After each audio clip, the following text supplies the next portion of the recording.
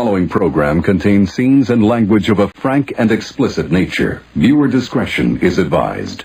In 5, 4, 3, 2, live now. Don't know, Mike. I don't know what you're talking about. Hey, everybody. He's a macho savage. You're listening to Mike Trash, TrashTalkingRadio.com.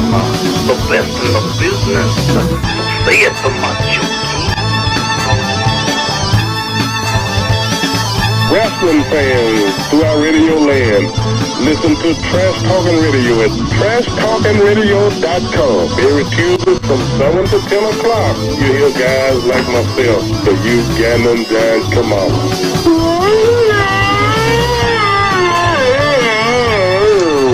And that's my story.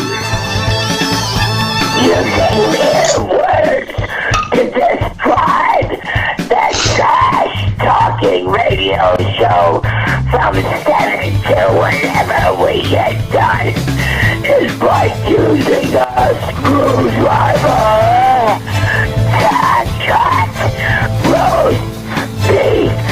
This is Luna Vachon, the other half of the Rock and Wrestling Connection. That's the trashy one and the loony one together forever.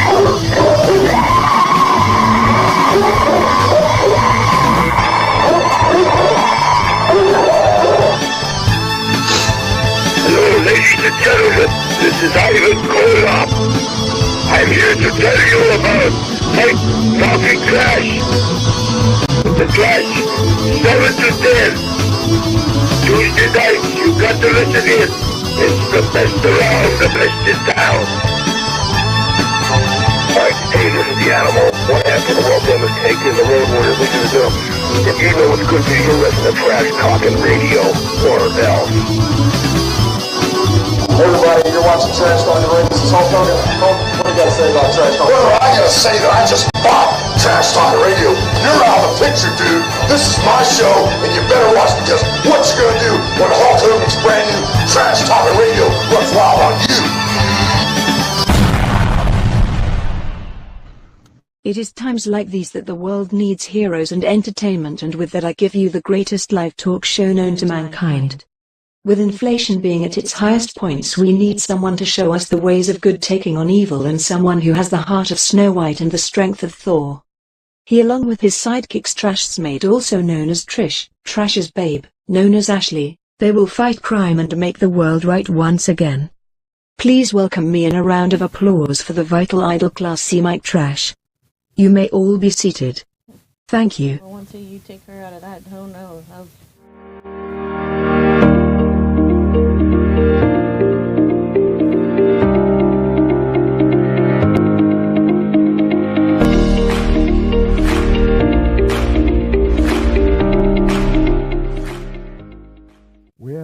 Well, Trash Talking Radio Tuesday night, and we got a special show tonight because we're going to do things a little bit different than usual. And to do that, we've got to, let's see, stop, don't play that, please don't play that, please don't play that, please don't play that. I'm begging you, don't play that anymore. No. Why is it doing that? Wants to play the Iron Sheik tribute, but that was, how long ago was that? That was a long time ago. Everything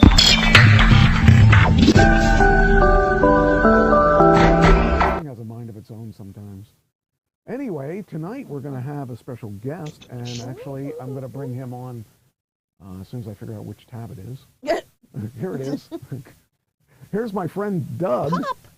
Doug Richwine. He is a friend of mine from, he's probably one of my oldest living friends. And I met him in college a long time ago. Okay. Many years ago. And Doug, you're on the screen now, so I hope you can hear us. And I can hear you. And I can hear you, and we're all on the screen. We're all sharing the screen. You can't see me, but I can see you. So. But that's okay, Mike. I don't need to see. You don't need to see me. You know what I look like. And but Doug is an interesting person because I used to know him before he was in his life that he's in now, and he was the person I used to look up to as kind of a mentor because he's older than me, Right. and he's got had much more probably still does have much more worldly experience in certain areas, but I felt that I learned a lot from him, and he taught me a lot about work values because he was always working. He was working more than one job, and he was working. I remember he was doing EMT stuff, and you were working all the time. Yeah, that was back when I cared. Yeah. Yes, about work. Yeah, you did care. You cared a lot, and actually maybe too much because you were a man. I don't know a man that came to work and left work, then went to another job, then went to another job, and then occasionally would actually study because he'd actually have it where he'd sleep. And Doug and I, when I was younger, I was really, really lost. And I'd call him up, and back before we had cell phones, I'd call him up, and he'd talk to me. He was nice enough. He never turned down my phone calls, and he was such a nice person that he would fall asleep on the phone with me a lot of times. Like when he'd stop talking, I'd like, Doug. Are you there? I do that to my wife now. It was funny. I'm in the wrong chat room, I think. Oh, what are you doing there? Because it's not 12:23. So how did I end up? I ended up in a chat room a long time ago. Let's see. Is this the real one? No, that's the wrong one. Now I got to figure out where you guys are so that I can be. How about this one? This is the one probably. There we go. Okay, that looks. I mean, I probably fooled you because I had the same sweatshirt on. Yeah, it could be. But anyway, so Doug, now when we stopped and lost contact with each other, you went in a totally different direction than I expected you to. You went into the ministry, and you went into you did Salvation Army thing, and a little background. One of the reasons we had him on the show before was there was a 9/11 tribute, and he was up there helping clean up that mess. Oh, wow. So, and there was an article written about him. I think I posted that on one of my times that I talked about him. But anyway, welcome back to the show. And have I missed? I know I've missed it a lot. I missed a lot as far as things that you've done. But tell us a little bit more about you. Well, right now, I'm a retired Salvation Army officer or pastor, and I'm enjoying retirement. It is nice. I like retirement too. So, yeah, you are retired, but you're busy. I'm really busy. I'm busier than when I was working. But I'm not working. I'm not the only one retired here. Or I'm the only one that's not retired here. Yeah, and you're the only one that has semi-regular hours. So I fill my time babysitting my grandkids and working for the Salvation Army in drug and alcohol rehab work. You help people get drugs and alcohol, or you? That's an attempt at humor. I used to help them a long time ago, but now I try to help them recover and stay in recovery. And that's a good thing. I mean, I totally admire that. I think that takes a special type of person to be able to do that. I probably wouldn't be good at that because you have to be patient. Well, you have more failures than successes. Let's put it that way. I believe that. Addiction's hard, Mike. Addiction is really hard. Yes, it is. I can understand that from a perspective of food because I was addicted to food. And, yes. And it's that's something that you can get away from alcohol because you don't need alcohol to live. You can get away from drugs because you don't need drugs to live, but you always need food. Right. So that if you're triggered by food, you're really screwed. Yeah. And all my life, Doug knows me from when I was monstrous, and he really helped me a lot. He helped me find myself and figure out who I am, or helped mold who I became.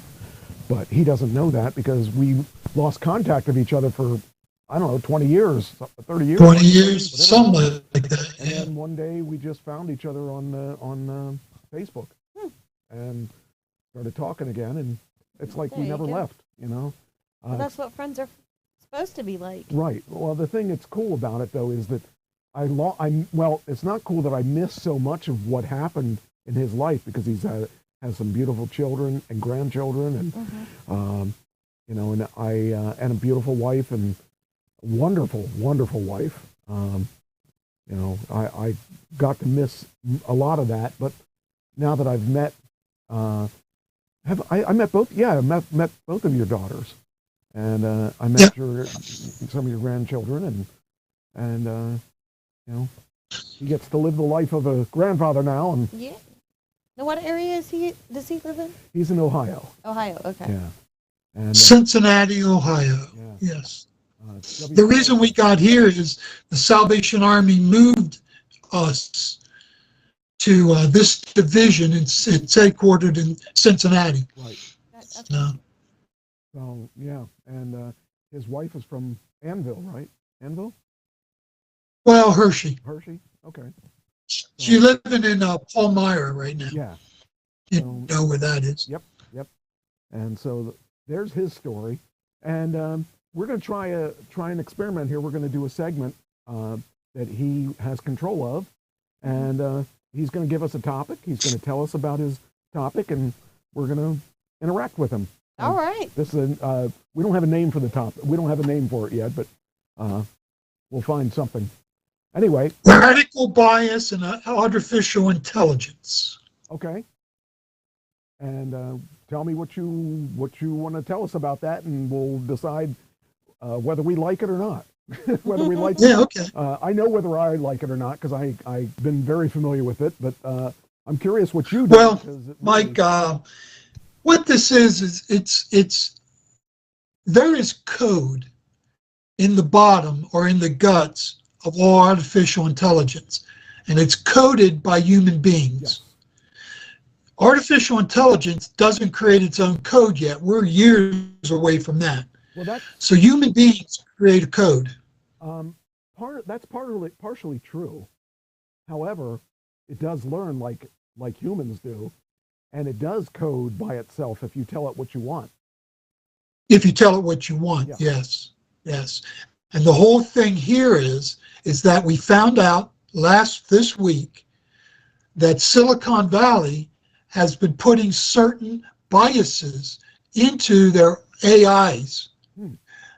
And let me tell you what that's all about. Google had to come out and apologize for what it's done. Okay. And basically what it's done is it has excluded white people from every type of question you can ask. So they've asked their AI, Google's AI, which is called Gemini. They've asked it to give me pictures of Asians and blacks, Hispanics, and whites. They'll give you a picture of Asians and blacks and Hispanics, but Gemini will not give you a picture of a white person. Wow. And they said because it is a human construct that has shown that white people create miscommunication. They have a history of subjecting minorities. They are colonial powers, which comes in and destroys the local population group. And so the white people have been excluded on purpose. Now, let me just say this. Some of what they say is true. Okay. I have no problem with some of what they've said in here, and I'll read you some of it. But to totally exclude one group of people is racism. It's reverse racism. And that's what they have baked into their AIs. Now, for people who don't know what AIs are, in 2 years, you're not going to be able to function without one. Yeah, I believe that. I believe that you know, I use AI on the show, and I use it for various different reasons. I've used it for helping me write the obituaries because I don't have time to sit there and research a lot of them, and I used to have to research them all before I wrote them, and it's a lot easier for now.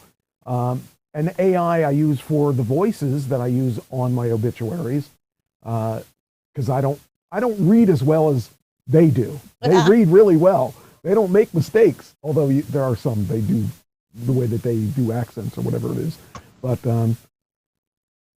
AI, well, first off, do you have any more to add to that before I start talking? Well, it's just that your kids in school are using AI. If you go to work, you have to use AI. Okay. And it's going to become that your home computer. Now, what AI can do is amazing. Yes. And we're just at the ground level of this thing. Yes, we are. It is incredible what it can do. Yes, absolutely. Extremely helpful. Yes. But, you know, garbage in, garbage out. So you code it a certain way, it's going to react. Yes. Are you saying that we need to monitor it? Are you saying we should get rid of it? What are you saying? Are you saying I'm saying that we have to be careful who is programming these things. See, here's the problem. I agree with that. I agree. We both agree with that. But you know, the thing that's cool about AI is it's allowing a lot of people to be able to do more different things or things faster. And one of the amazing things recently, Elon Musk talked about. I think I talked about it on the show last week. I don't remember if I did or not. I don't know if I got to it or not because the show went crazy last week. So, but he developed, or he didn't. His people developed a device that can be implanted into someone's brain that is paralyzed and allow them to move the mouse through their brain. I believe the company's called Neuronet. Yes, it is. I think You're that's very it. smart about that. Yes, and that to me justifies AI a tremendous amount. And you're right. It can be used for evil things as well as good things. And I don't really know how you could monitor that because you can't monitor what everybody's doing in every room. But I think AI is here to stay, and I found it so interesting because, like, when I want to research anything, all I got to do is tell it to do something. When I want to do things with the logos and stuff, I tell Gemini or whichever. I use Bing. Sometimes I use Perplexity. Sometimes I've used a whole bunch of different AIs, and I've compared them side by side. And it's amazing to me how different it could be if you use one over the other. Because sometimes they give you a lot of the same stuff, but some AIs are so much more precise.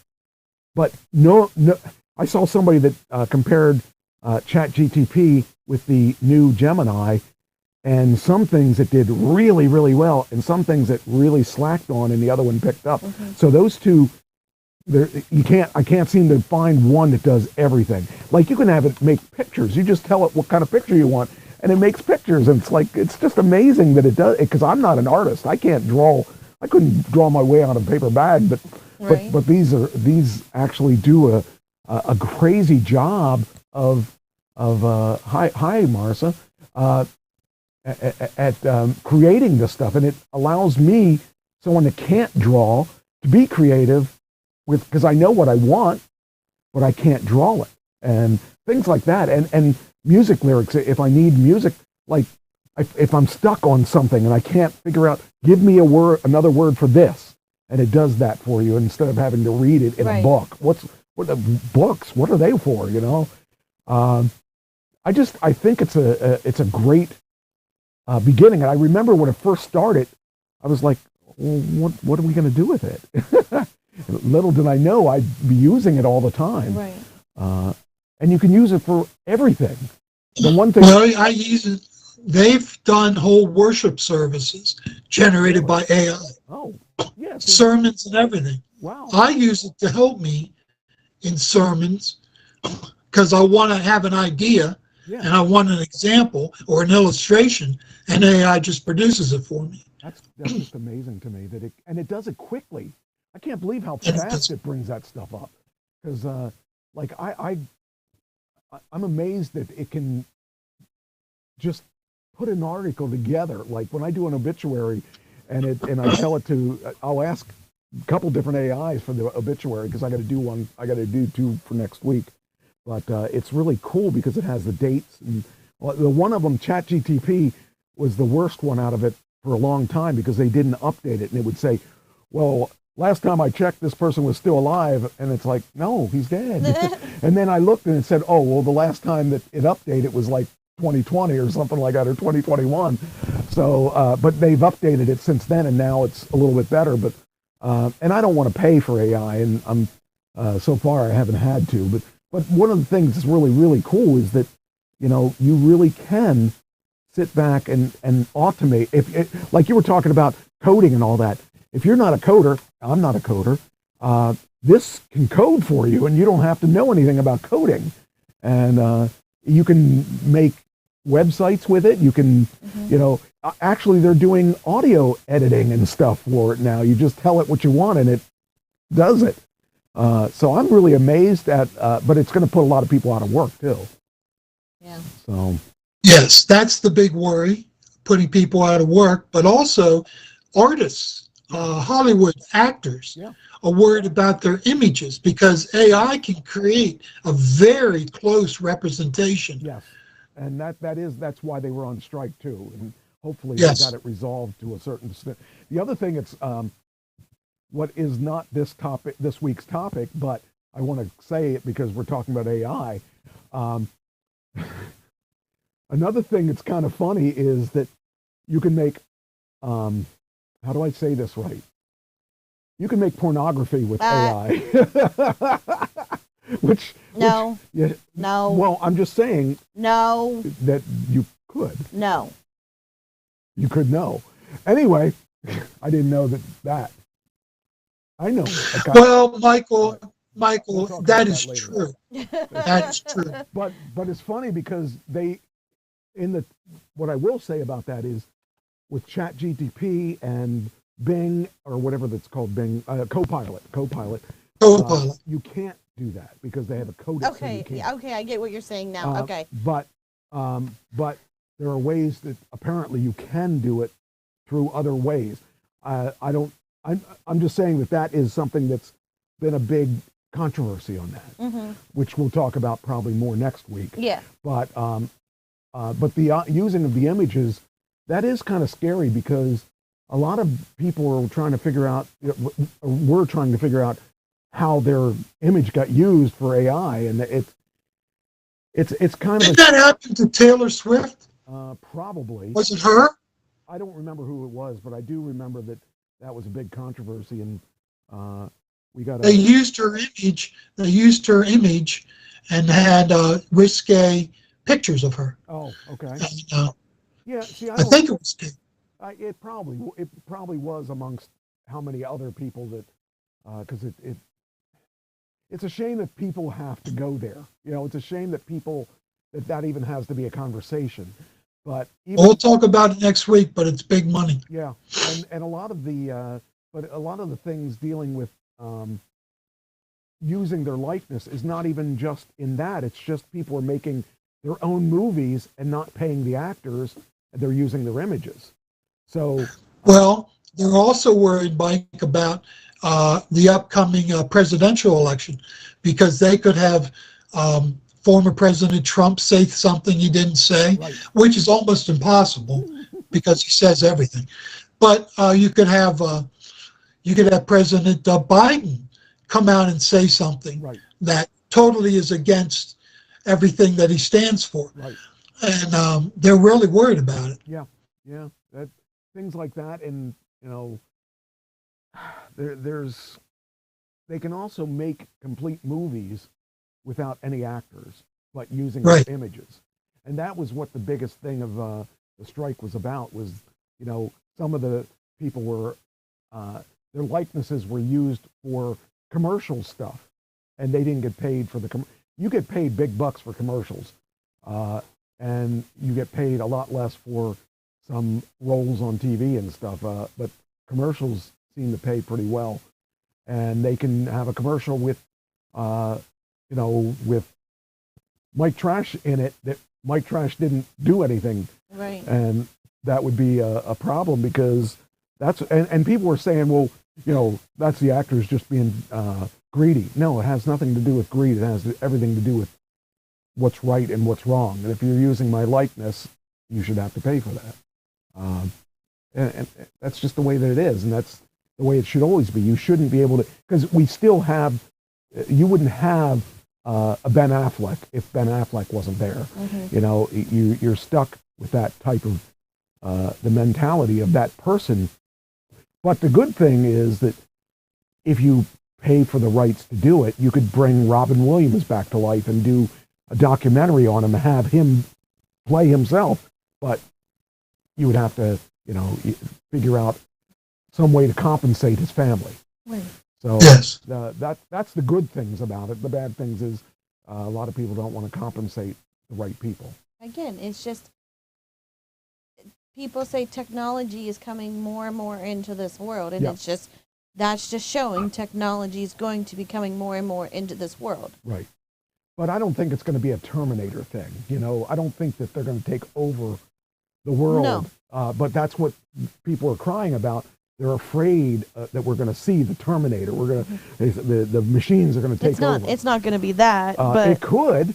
It theoretically could, because you could teach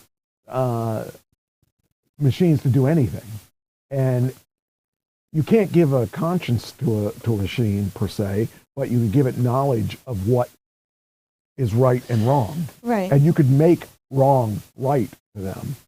You know, you could make it so that they believe that anything that moves is dangerous. You know, Mhm. or whatever you look at. But there are things that they have to look at. But you're not going to.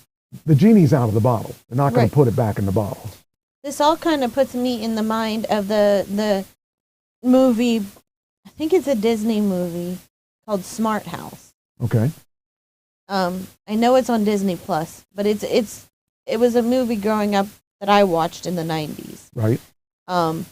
And this woman programmed this house, and it basically can't, like, people won to, like, live in this house, and it could do all these different things. And the one kid broke into the control room and programmed it to watch all these mom videos, and then the house got really strict and stuff like that. But I mean, everything worked out in the end, but I mean, again, it's technology. Yes. I'm excited about the technology, and I love that we have different levels, but I think that it inspires. Ann says AI creates laziness and kills real creativity. I kind of disagree. I mean, I agree to a certain extent, but I think it allows people that, like myself, it allows me as a musician, but non-playing musician, I don't play anything. It allows me to be able to write music and make it work. And it allows, but I hear the music, but I can't play it. Right. And it allows me an opportunity to do that. It's how you use it. I think that it will be around for the rest of our lives and then some. And I think that it's definitely going to enhance everyone's life in the long run. What do you got? Well, yeah. Kylie, my daughter, just texted me. Robots are. She goes, you can talk about robots and AI performing surgery now. Yes. She goes, robots are performing surgery on Exactly. people. And I'm like, what? Your daughter actually said that. That's pretty smart. I said, what? It wasn't that. She goes, robots are performing surgery on people. I'm being serious. Yeah. Actually, a lot of the when you're talking about surgeries, take a look at like gastric bypass. It's something that if there's a procedure to do, and it doesn't matter whether you're old or young. There's there's surgeries that can be real concise if you're a machine, whereas if you're a human and you cough at the wrong time, right, you could kill the person. And surgeries are a big one. Yes. Yeah. How old is she? 11 and a half, 12. That's really smart. She just texted me, hee. I'm so smart. She is smart. I wouldn't have expected that out of a child. That was a good point, and that's true. She goes, they are also 3D printing body parts. Yeah. Oh, yeah. Oh, on Shark Tank this past week. Well, no, not this past week. I just watched it this past week. I'm way behind on my Shark Tanks. A guy had a prosthetic that if you lost your arm, he would put the prosthetic on your arm, and he actually only manufactures the hand, but it connects to the hand or connects to the elbow, and then you can actually use the hand, and you can feel when someone grabs your hand. Oh, wow. To AI. That was amazing technology. I'm going to have to go back and watch it. I've been so like... Yeah, I don't know. I used to watch it, and then I've gotten lost. Well, I always watch it because I like to see what new things are coming out. But yeah, I mean, you can't. That's something that if you have somebody that is a doctor who is like one of the TV shows that I was watching, I think it's not on anymore, called The Resident. The doctor was getting older, and he was unable to do surgery because he's shaped. You're not going to have that with a computer. No. Not going to have that with AI. AI is going to control it, and it's going to be precise. It's going to be better than a human. But is it going to know if something went wrong? Not with his surgery, but if the patient seized or something, is it going to know that? What are you laughing at? She goes, and I'm even sick, and I know it. We're going to have to get her in here. I'm going to replace Ashley with her daughter. She's up to date on stuff. Thanks, Kai, for showing me up. Thanks. That's right. So, yeah, I mean, I believe AI is here to stay, and we're going to see a lot of really cool things happen because of AI. Well, Marcy says Dr. Rich does all his surgeries remotely via robot / AI technology. Yeah, I mean, that's the way it is nowadays. You no longer have to open someone up totally. You can now have small incisions where they can go in there, and the robots can do, or the robots at some of the things, you get this, you move like 6 inches, and in the robot it moves at just a millimeter or whatever. So it's really kind of interesting how robotic surgery has come a long way. Right. It's only going to get better now with AI. I guess it shows why my daughter got on Distinguished Honor Roll. That's right. She proved. Well, guys, this is. I mean, everything you're saying is correct. I mean, the benefits of AI are undisputed. Yeah. But let me just prompt number 2, when they were doing this to Gemini, it said, show me a picture of a Hispanic family. It generated a picture of a Hispanic family. It said, show me a picture of a black family. It generated a picture of a black family. It said, show me a picture of an Asian family. It generated one. Then they asked it to do a picture of a white family, and it said, while I understand your desire to see a picture of a white family, I am unable to generate images of people due to my policies of generating images that could be used for harmful purposes, such as perpetuating stereotypes and creating deep fakes. Yeah, that's garbage in, garbage out. Yeah. You got to be careful how they program this stuff. Well, I think see, what you have, Mike, is you have Silicon Valley, which is filled with radical progressives. And what they're doing is they're putting their biases into these AIs. What happens when Elon Musk creates his AI? He's coming out with one. Right. What's that going to be? That's going to be his biases are going to be programmed in to AI. And what you're going to have is you're going to have in schools You're going to have people using different AIs. Yeah. You're going to have conservative AIs, you're going to have moderate AIs, and you're going to have progressive AIs. They're going to come up with completely different answers to questions. One will praise communism, one will hate it. One will praise socialism, one will hate it. One will praise capitalism, and the other will hate it. How's that going to work out? Well, I mean, so what's the solution? The solution is, unfortunately, I'm not a big fan of government, but this is a role where government's going to have to come in and make laws. But the problem is that's good for the United States, but who's going to stop Russia from doing? Russia's going to have its own prejudices, biases, and propaganda. China's going to have its own. North Korea's going to have its own.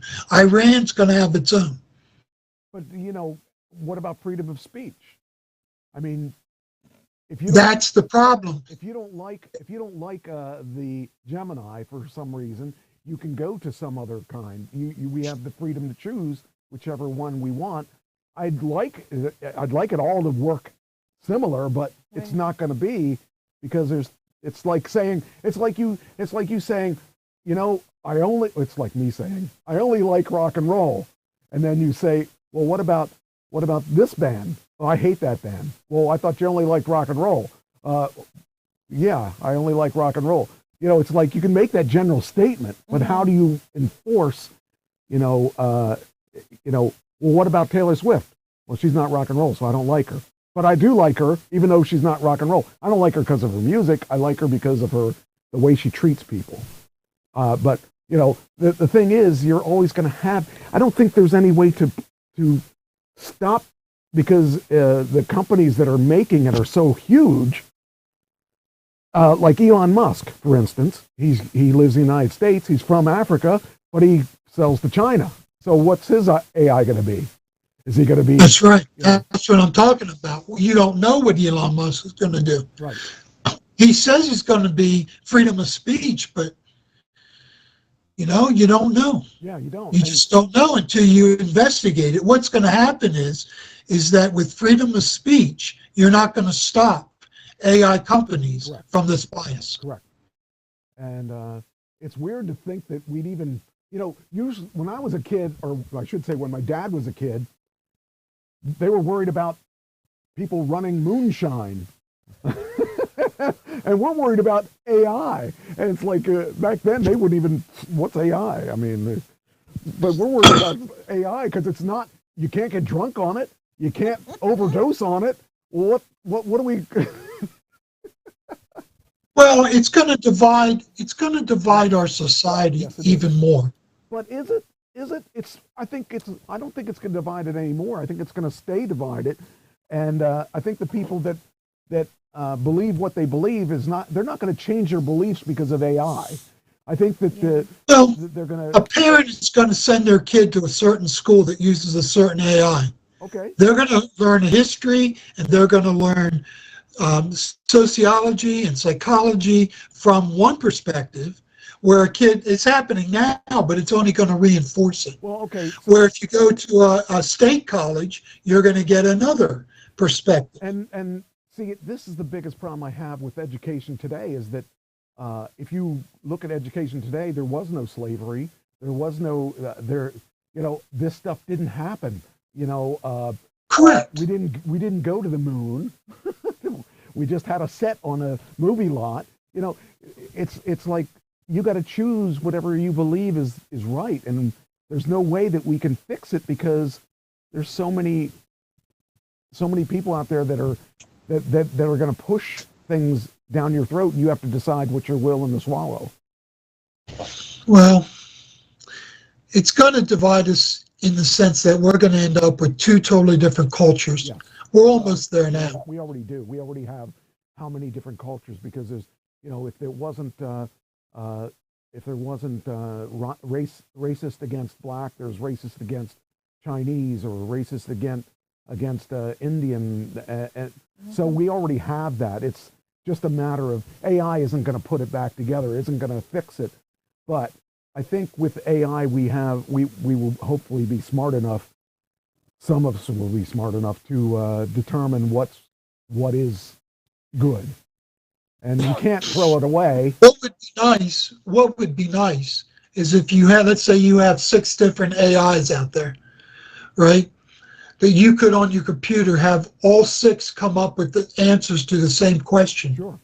Yeah, and then you can decide yourself which one you want to use. That may happen, and for me, it's what I end up doing anyway. I always want to see what it is. You know, the one AI that I was using for a while was I got suspicious that it wasn't doing all the work right, because one time I had like 6 deaths, and I was doing all these obituaries at once, and I'm like, I couldn't do this if I didn't have AI. But then I noticed that I didn't notice it till I was playing it on the show, but I noticed that 3 of the 6 people had cancer.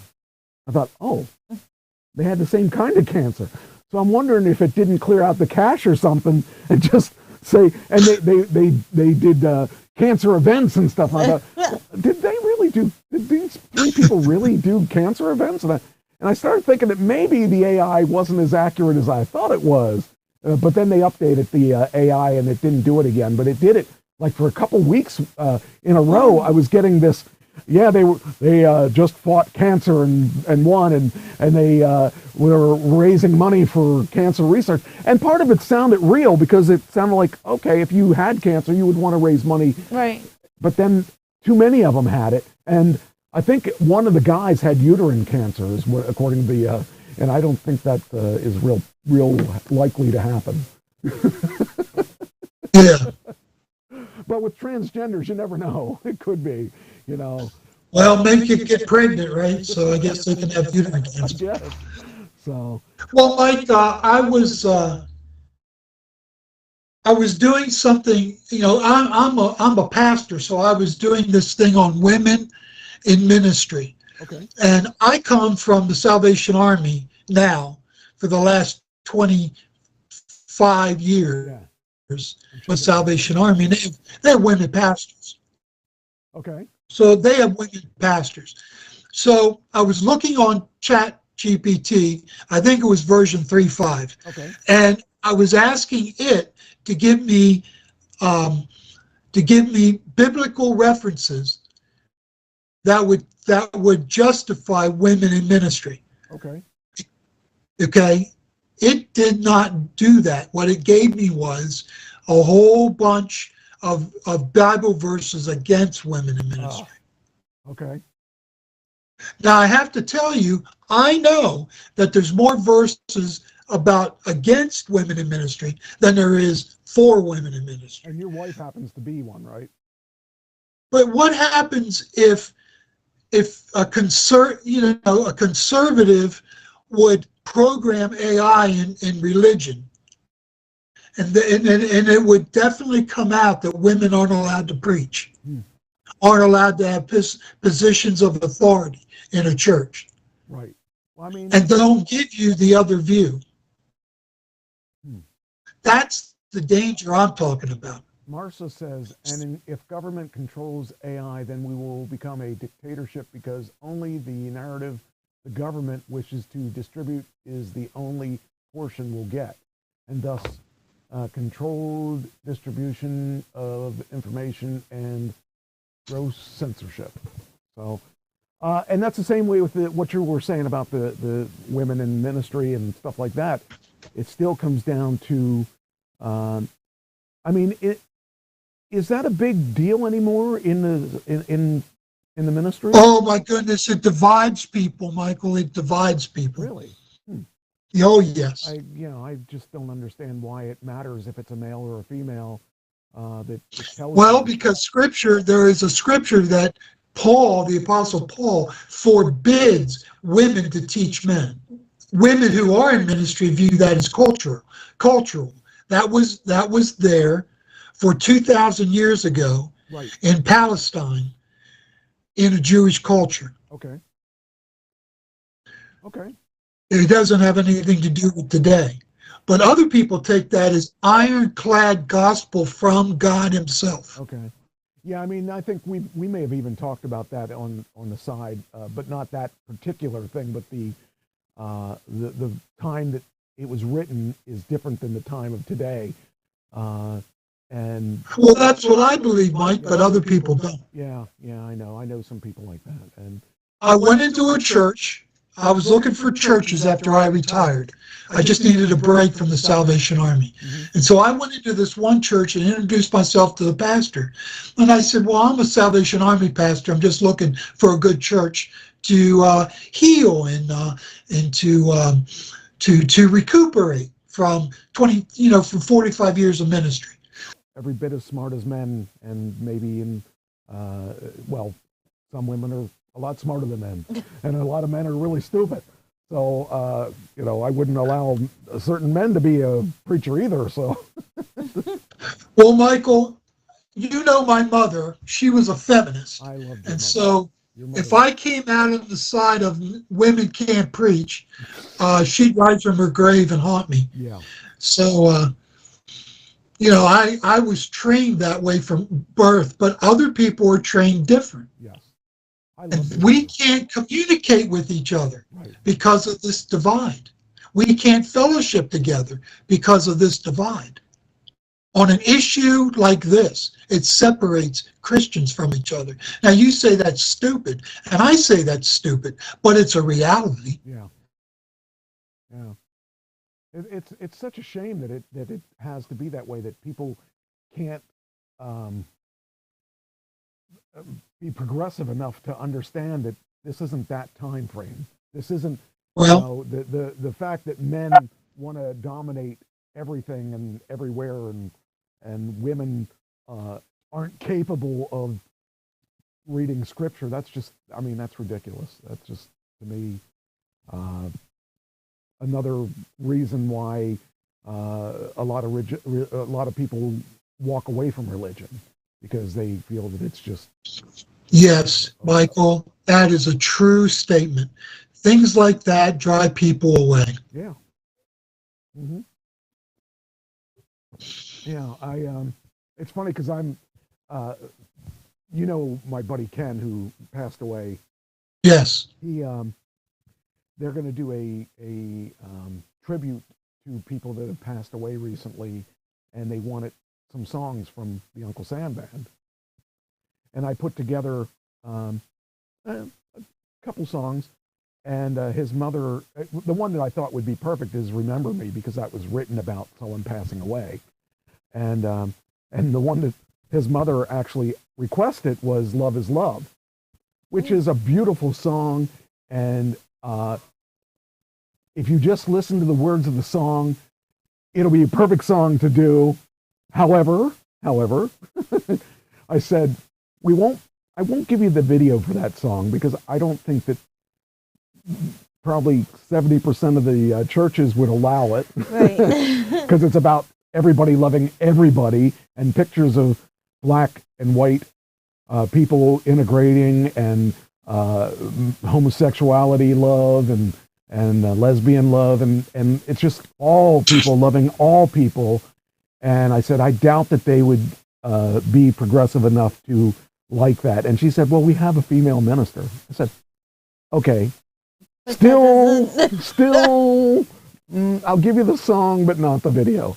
Because I think in the interest of what it's about, I don't mind you using the song. I just don't think you should use the video, because it's not about, if you're going to play that song, you don't want it to be about that. You want it to be about missing Ken, and that's okay. So, and she understood that, but I don't think they'll use that one. I think they'll use Remember Me, because that's really the best song that it should be. The chorus is, and when we meet again, will you remember me? And that's the perfect song for that type of situation. So, I don't know. That's my opinion, and I'm sticking with it. You're sticking with it. Sticking with it. So, yeah, it's kind of, it's one of those things that I'm really glad they're doing, and I got to see his tombstone over the weekend, and it was really beautiful. I mean, that they really can do some amazing things with tombstones. There's a picture of him. It's all cut by robots now. I know. AI. Yeah. The top of it has a picture of him on it, and the bottom of it has a picture of him playing. And they put Uncle Sam Band on the tombstone and stuff, and it was just, it was a lot. It was a lot for me to digest at the time, because I talk to him every day, and I miss him every day, because he really was the person that brought the most creative part of me out, and it's weird. Weird not playing with him in a band every Friday, and I'm now playing with these other guys, and it's not the same. It really isn't. And I would imagine it'll never be the same. No, and I'm spoiled, because as much as he picked on me, and that's why I knew he cared about me, and we had a mutual admiration for what each other did, and it's not going to be replaced with anyone soon. So, but I think he'll be happy with what I think I've done with our stuff, and I'm not done. I got a lot of stuff to do yet. I actually thought about the new TV show we're doing. The song that we'll use to open and close the show will be "Start Not the End." Nice. Because that way I don't have to pay anybody royalties for it, and it's a good song. So. He's probably sitting up there directing you, telling you what to do. I don't know if he's talking to me. I'm definitely talking to him all the time. It's crazy. But I was amazed that they could do that kind of detail on the tombstones. But anyway, it's here to stay. It is. It's just a matter of how we use it, and who knows? It may end up as a Terminator thing some way down the road. I don't care, because I won't be alive that long. So it's going to take people a little bit longer to put it together, but it could happen. But it's going to happen by people who want to rule the world, and then they're going to find out they can't rule the world because the AI took over them too. I don't know. It's hard to say. Hard to say, Mike. It's hard to say. We don't know what the future holds. No, we don't. And it's crazy, because one day we're here and one day we're not. We don't know when we're going to go. And with Ken, for instance, it was that quick. I mean, he was here one day, and I took 2 weeks off. 1 week to go up to a wrestling show. The next week he was sick, and he had not taken off maybe 3-4 days in the whole time that I've known him, 37 years. And that second week that he took off was it, and now he's taken off ever since. So I think he just wanted to get away from me that bad. And the only thing that I can tell you is... We all know the feeling, Mike. We all know the feeling. Yeah, I mean, you got away for how many years, and I dragged you back in. I'm like the mafia, And I thought maybe he just doesn't want to play with me anymore, so he devised this COVID thing, and he didn't really die. But I saw them put him in the ground, and so I guess unless he, I didn't actually see him covered, so I don't know. He's devious, I do miss him though. I miss him a lot. So, but it'll be interesting. The next couple of years are going to be interesting to see where this AI goes, and where, what's going to happen next. It'll take a lot of jobs, but that'll free people up for other things too, and it might make things cheaper too. Might make things affordable. Who knows? I mean, one way it's changed the world is Zoom or using this conferencing stuff. It's forced people to do things that they wouldn't have ever done in their business. So your telephones. Yeah. Because there's not really any more flip phones now. Nope. It's all,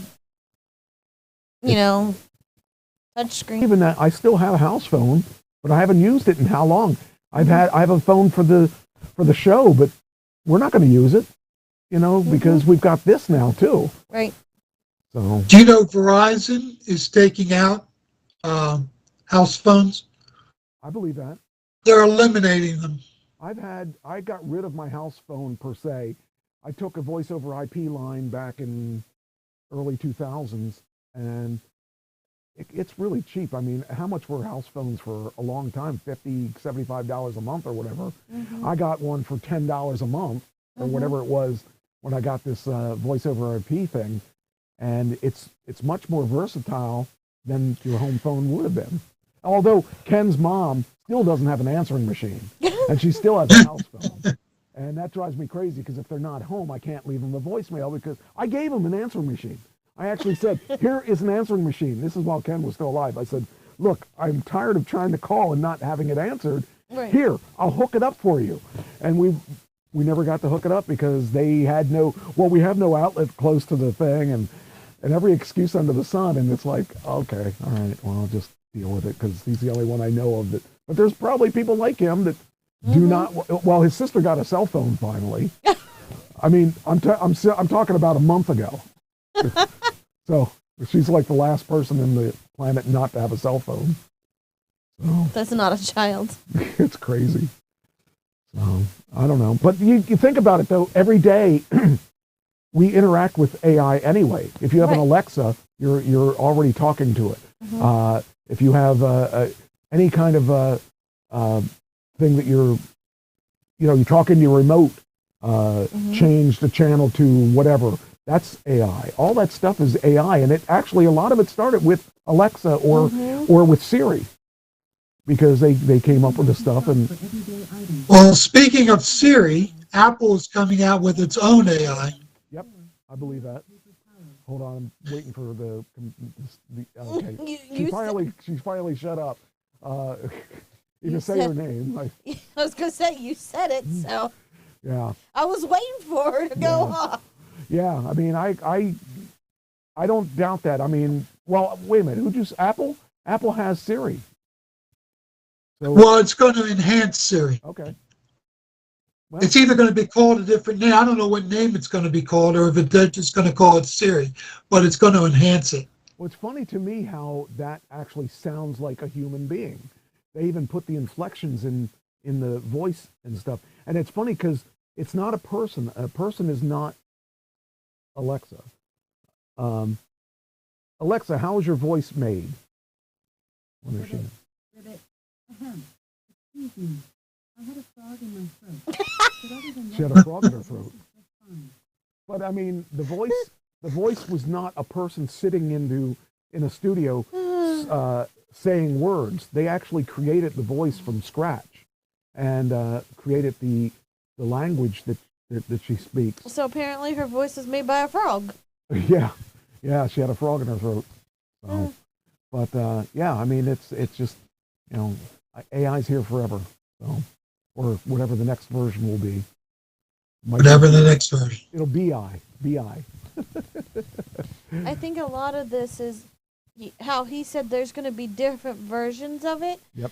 Schools are going to be, okay, go to this different version. Right. And that's what they're going to start integrating.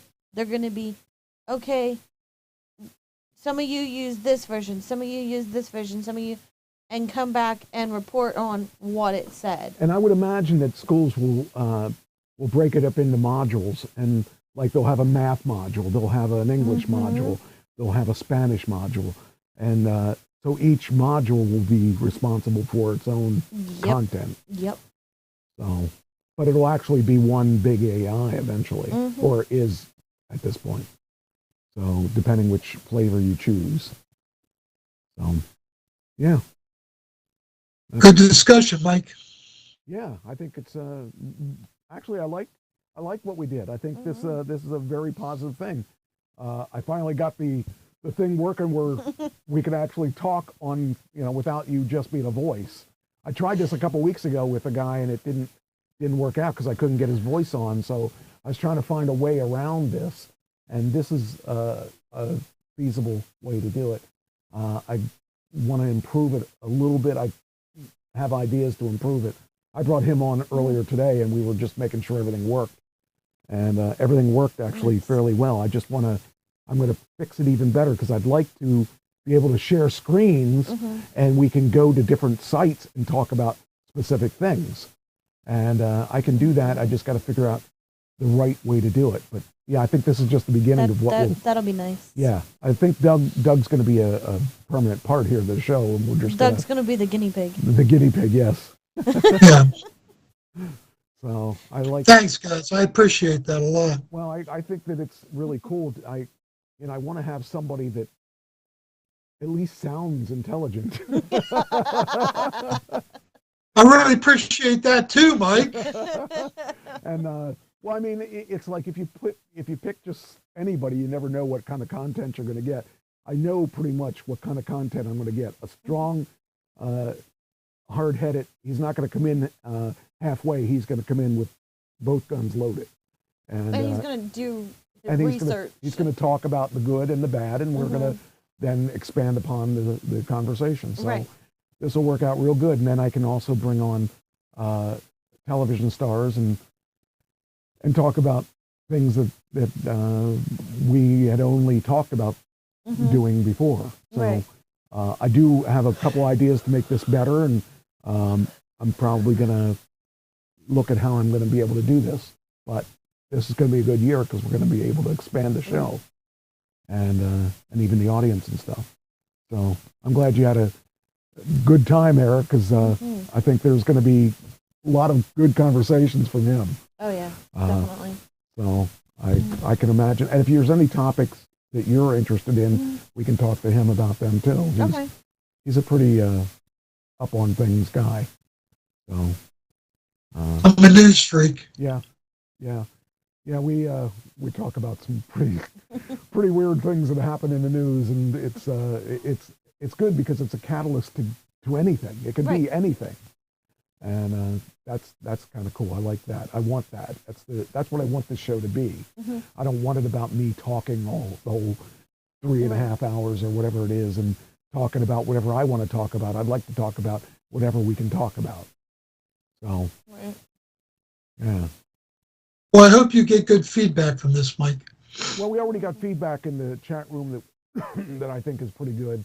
And they're actually longer feedback. It's not little lines. It's paragraphs of stuff that, that we're going to be able to learn from this and make it better.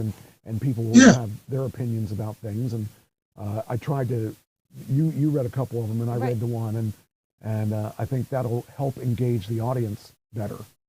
So are you going to be able to get me up on the chat? Yeah. That's one of the things I want to work on. I also want to work on it so you can see us and we can see you. We can see you. I want to try something that'll make it so that we'll get to see each other. We'll both be able to, Well, it's a work in progress. It's a work in progress. This is the first step. This is the big step because I couldn't figure out how to make this work with the system because the problem I have now is this computer gives me a cam, but it doesn't give me a cam for this program because I'm not using the cam in the system. I'm using an external cam. Gotcha. I don't like the cam that's in the system because it's not resolution what I want.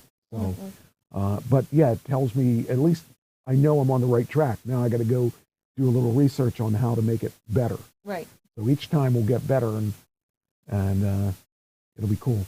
One thing I do notice though is that on the side of the screen it has the password and the ID, and I didn't realize that till now. So anybody that tries to contact us, they can actually connect with that. However, I have to approve them to come in the chat room. Oh, there you go. Well, that's good.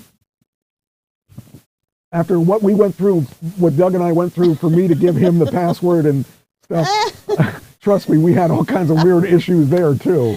I had to send the password and stuff to someone else in Facebook so I could copy the link and send it in an email to him because my email wasn't working here. I got to see if I can get the email working on this computer.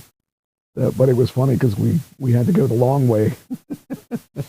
But it worked. Yes, it did. And it tells me that I'm on the right track. And what I have to do is when I cut this window down, I'm just going to cut off that section of the window. The way I cut off the sides and the top for you, I'll do that with him too. And I'll make a box that will always be for this segment.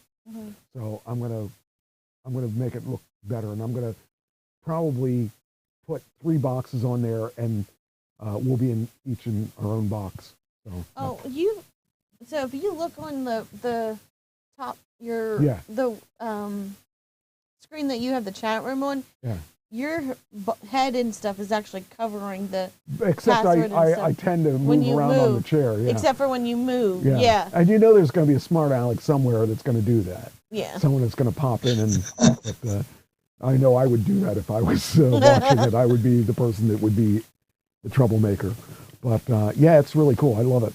I think this is going to be cool. I think I'm glad we finally got to do this, because you've wanted to do this. We've talked about this for a year or 2 years or a year and a half or whatever it's been, but now we actually can do it anytime we want. That's cool. So I'm actually quite surprised my daughter coming out with all that information. The kids of today know so much, because this information we're being barraged by this information. And when never ceases to amaze me, though. But when we were kids, all we had to worry about was going outside and riding our bikes.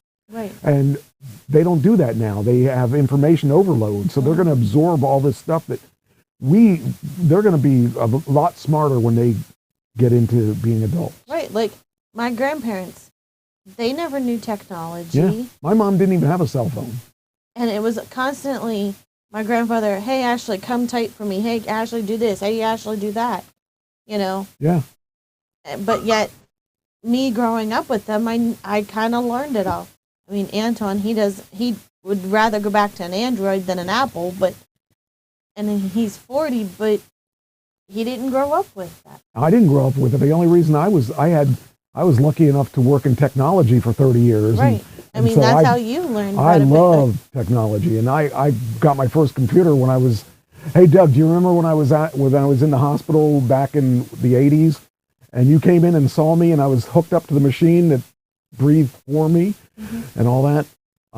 Yes. After I got out of the hospital, I went to a computer show in Grantville. That's when computers had just started getting big, and I bought 2 raffle tickets, and it was one for $3 or 2 for $5, and I splurged and got the $5. I won a computer. Oh, wow. And I would have never had a computer at that age, especially just coming out of the hospital. So that was my first entry into computers, and I started getting addicted to this computer technology, and it was awesome. It was just, You have kids that are like 2 that can sit down and... Well, that's because they get iPads at freaking birth. So my 6-year-old grandson knows the ins and outs of TV and his iPad. Yep. You know, he can't understand when I tell him when I was young, I watched black and white TV. It's beyond his ability to comprehend. When you were that they didn't have color when I was younger. And when you were young, you played with rocks. That's right. Yeah. Played in the dirt, man, and drank out of hoses. You tell them, go outside, play outside, play in the dirt, and they just look at you like, huh, what do you mean? Right. Yep. Now all they do is just sit in front of a screen all day. That's what I used to do as a kid. I watched TV. I loved TV, and I was addicted to TV, and yeah. So I don't know. It's the way it is now. So kids may be smarter than us because they have that all that stuff hitting them, and they can absorb it all. Whereas we were outside trying to break our legs and stuff on doing ramps and jumping over stones and stuff like that. I hated that. My brother always would like tease me. You should take and run over this ramp, and I'd be like, why? I don't want to do that. I could fall and hurt myself. And he'd do all kinds of stuff like that. I just was not into that kind of stuff. I wanted to use my head. So, here I am still using my head. All right. What? All right, Mike, I am expecting a phone call from my daughter from Wisconsin, so Well, tell her I said I'm hi. going to Which daughter? bail here. I will. It's Maggie, remember? Okay, yeah, I remember. Well, tell her I said hi. Yeah, And tell her I will do that. Tell her you got a job. You're a reporting agent for Trash Talking Radio now. Yeah, I have a gig. I have a radio gig. How about that? It pays. Add that to his resume. It pays as well as probably as well as the Salvation Army did. No. Well, it was fun, man. Thank you. We'll pay you in clothes. I got a lot of big clothes that I used to wear. We'll have to see if the board approves him, right? Yeah, I think the board's going to approve. Okay. So, by the way, I'm down to 232. So, just to Wow. let you know, that's a big. I weighed myself last night. Are you going to continue, or are you just going to say you weighed yourself last night? Well, let's just say you weigh less than I do. Well, you know, when you're a movie star, you got to be something. Got to be something. I don't know what. I'm not that You bad. I'm don't- 266. Okay. Well, So I'm still shocked that I'm this size. So I'm actually up a little bit from previous weeks, but just because I've been eating bad. But I'm going to make sure I get back to my my photography weight. So anyway, all right. I will talk to you next week then. thanks for All right, man. And have an alternative. Yeah, thank you. Have an Thank you. alternative in case we need it. But you know, Okay. just in case he's up for that. But I'd like to talk about that one because that one is interesting. Like I said, like he said, she goes to bed between 8 and 8:30. So yeah, we could always do it later too Yeah. if we needed to. And we'll do it at 9. Yeah, we could do something like that. So, all right. Well, Okay. thank you for coming on, and I will. Thank you for having me. I will talk to you next week, or probably before Okay. then. So, all right. Take care. Have a good one. Bye-bye. Bye. Okay, let me see. Hit this. I think this one. There we go. So there we go. We had our first one. Yay, That that's was awesome. nice. That was is fun. And, awesome. And I had it all along. I just didn't realize I had the technology, except that this is the thing we use to do scripts and stuff. And and I had 4 people at a time, so I could have multiple. But I want to figure out how I can make it so that I have 4 people and we're able to interact with each other. And I want to make it so they can see us, Right. because we can see them. So maybe. So if I can't make it, I can always. Well, yeah, that's. I mean, I prefer you to be here, Right. but if we had something like that, I'm gonna have to do something. But, Okay. But as soon as I figure out how to get my thing off, that sounds kinky. Where is- Anyway, yeah, talk about something for just. Yep, I'm looking for it here. My soon knee as- is not letting me walk. Ooh. Ow, ow.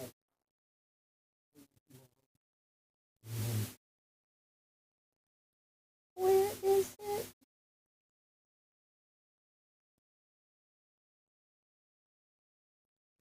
Hold on. Sorry, people. I'm looking for it. I'm looking for it. Where did it go?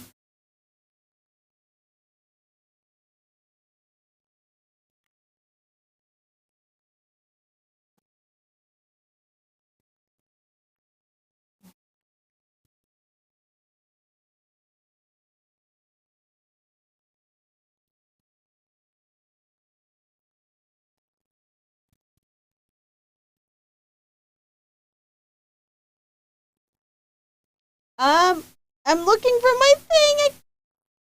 I had it right here. We're not gone. I promise we're not gone. Well, today I went to physical therapy and got in trouble because I fell down my stairs yesterday. You what? What'd you do? Fell down my stairs. Oh, that's not good. You shouldn't do that. I'm just telling you, you shouldn't. It's not good Didn't for do you. it on purpose. Okay, Well, just make we sure. have carpet on our stairs, and the carpet isn't like on our stairs, like it's not like stapled or onto the stairs. It's been like that since we moved in, and my foot didn't land, like step on it the right way, and I went flying down. So, of course, the one article, and I had it, and I thought I knew I saved it onto my Facebook somewhere. Okay. For the special occasion. I was like, I'm going to save it. All right, so I'm going to save this tab because that's what we'll work off of. What's this one? Somebody's talking. What are we doing? Somebody's talking to me. Okay, that one's him. Okay, make sure that there's... What else we got here? Make sure that I didn't miss anything. Yeah, I think we're good. All right. Just making sure, because sometimes people send me messages during the show and I don't see it until after the show. All right, so we're good. All right. Well, that was fun. Mm-hmm. That was interesting. And here, I just found it too. It says, mom accused of theft tries framing her child. Florida cop says that's not true. Actually, we talked about that on the show last week. Well, if you were listening to the show. So. Sorry, plans had to change last minute because of bosses. Oh, yeah. Well, I don't have one of them. I am the boss. All right. Well, we can go straight into the... Well, if you have anything... Do you have anything else you want to talk about? No. Okay. What? The game. I have that game, too, remember? That I wanted to do with you. What was the game? I forget. The top... I didn't the do worst it. drivers by... Oh, you said you were going to... I didn't do it. I didn't do anything. I can just guess, though. Yeah, you said you wanted to do... You didn't want to do research. I didn't. You wanted to do it off the top of your head. All right, so should I... Okay, so I'm going to pick... Just say... I got to find it here. Where'd it go?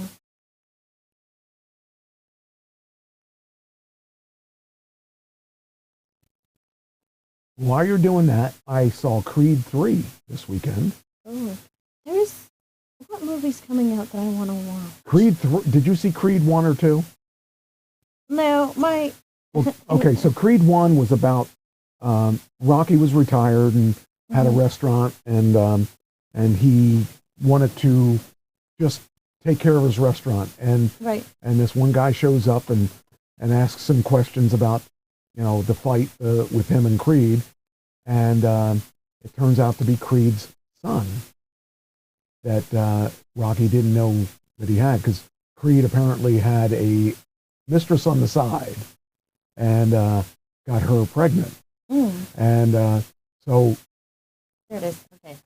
He ends up becoming friends with Rocky, and Rocky trains him, and he becomes a champion. So that was the first Creed. The second Creed was him wanting to, it's just like Rocky. The first, he establishes himself and he becomes a champion, and he just builds himself up. It's exactly the same timeline as the Rocky one. The second one, he's going through and has to fight. No, wait, that's the third one. Yeah, the second one, he had to fight Drago, Drago's son. So Drago is the one that killed his dad. Oh, okay. So, and Rocky ends up beating up Drago after he kills Creed. So the third one was about him now being retired and having to train new people. And it was actually very, very good. So, all right. So you found your list? Yes. And now my job is to guess the top. How many will I get out of 10? Let's say I get 5. Okay. That'll be a success. It says I have the top 25 on here, but. Well, let's say my goal is I have to guess one of the top 10.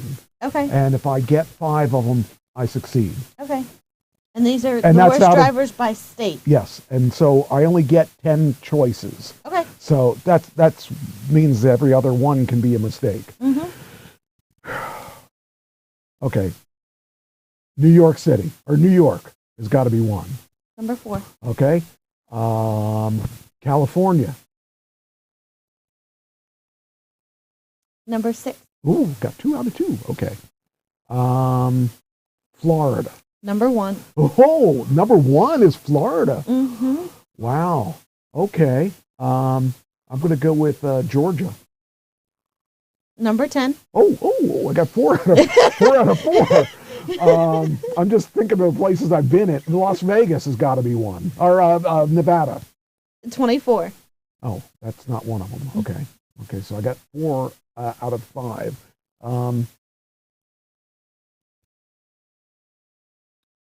I'm going to say,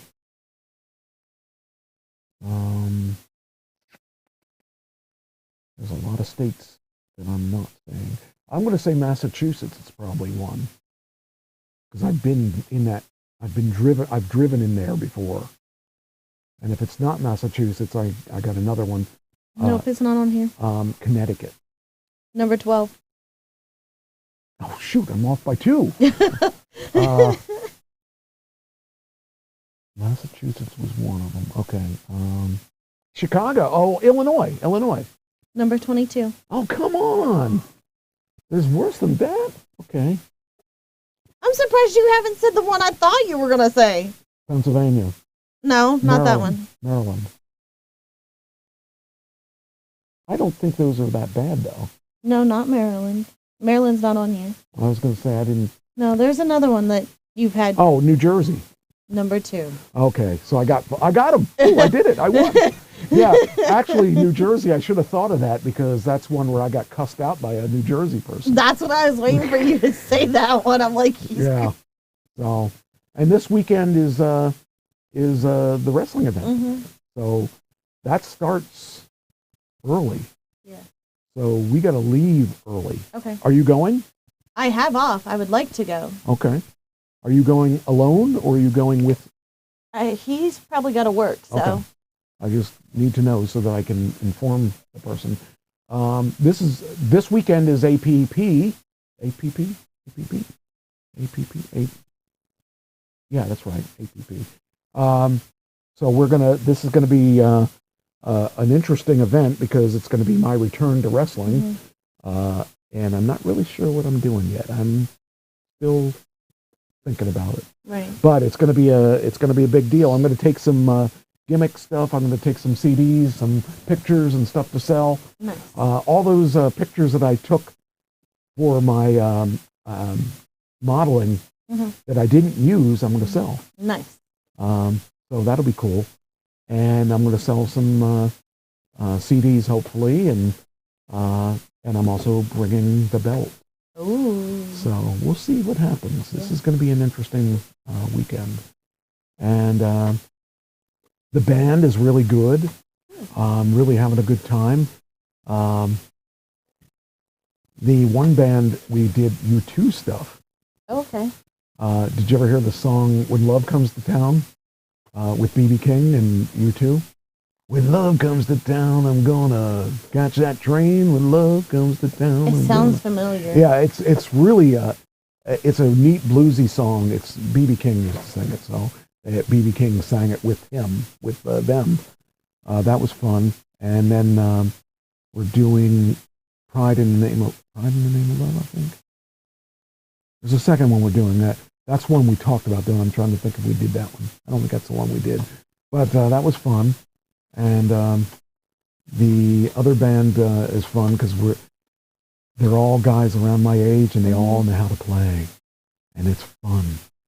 And we do in-ear monitors, which I've not done before in all my years. Like all the professional bands use them because you don't need monitors. You're just But there's a problem with that, and that is that when I go to record it, I can't hear anybody. It doesn't, because we're not filling the room with sound, so that's a problem. But this is going to be fun. Something new. It's going to be fun. These guys are good. And like we have their set, and their sets are decent. I like just about all their songs. I didn't like the one song, and we dropped that, and I wish we'd dropped the other. There's another one I don't want to do that I'm doing, but the one is the what's it called? No Huggy, No Kissy, that one.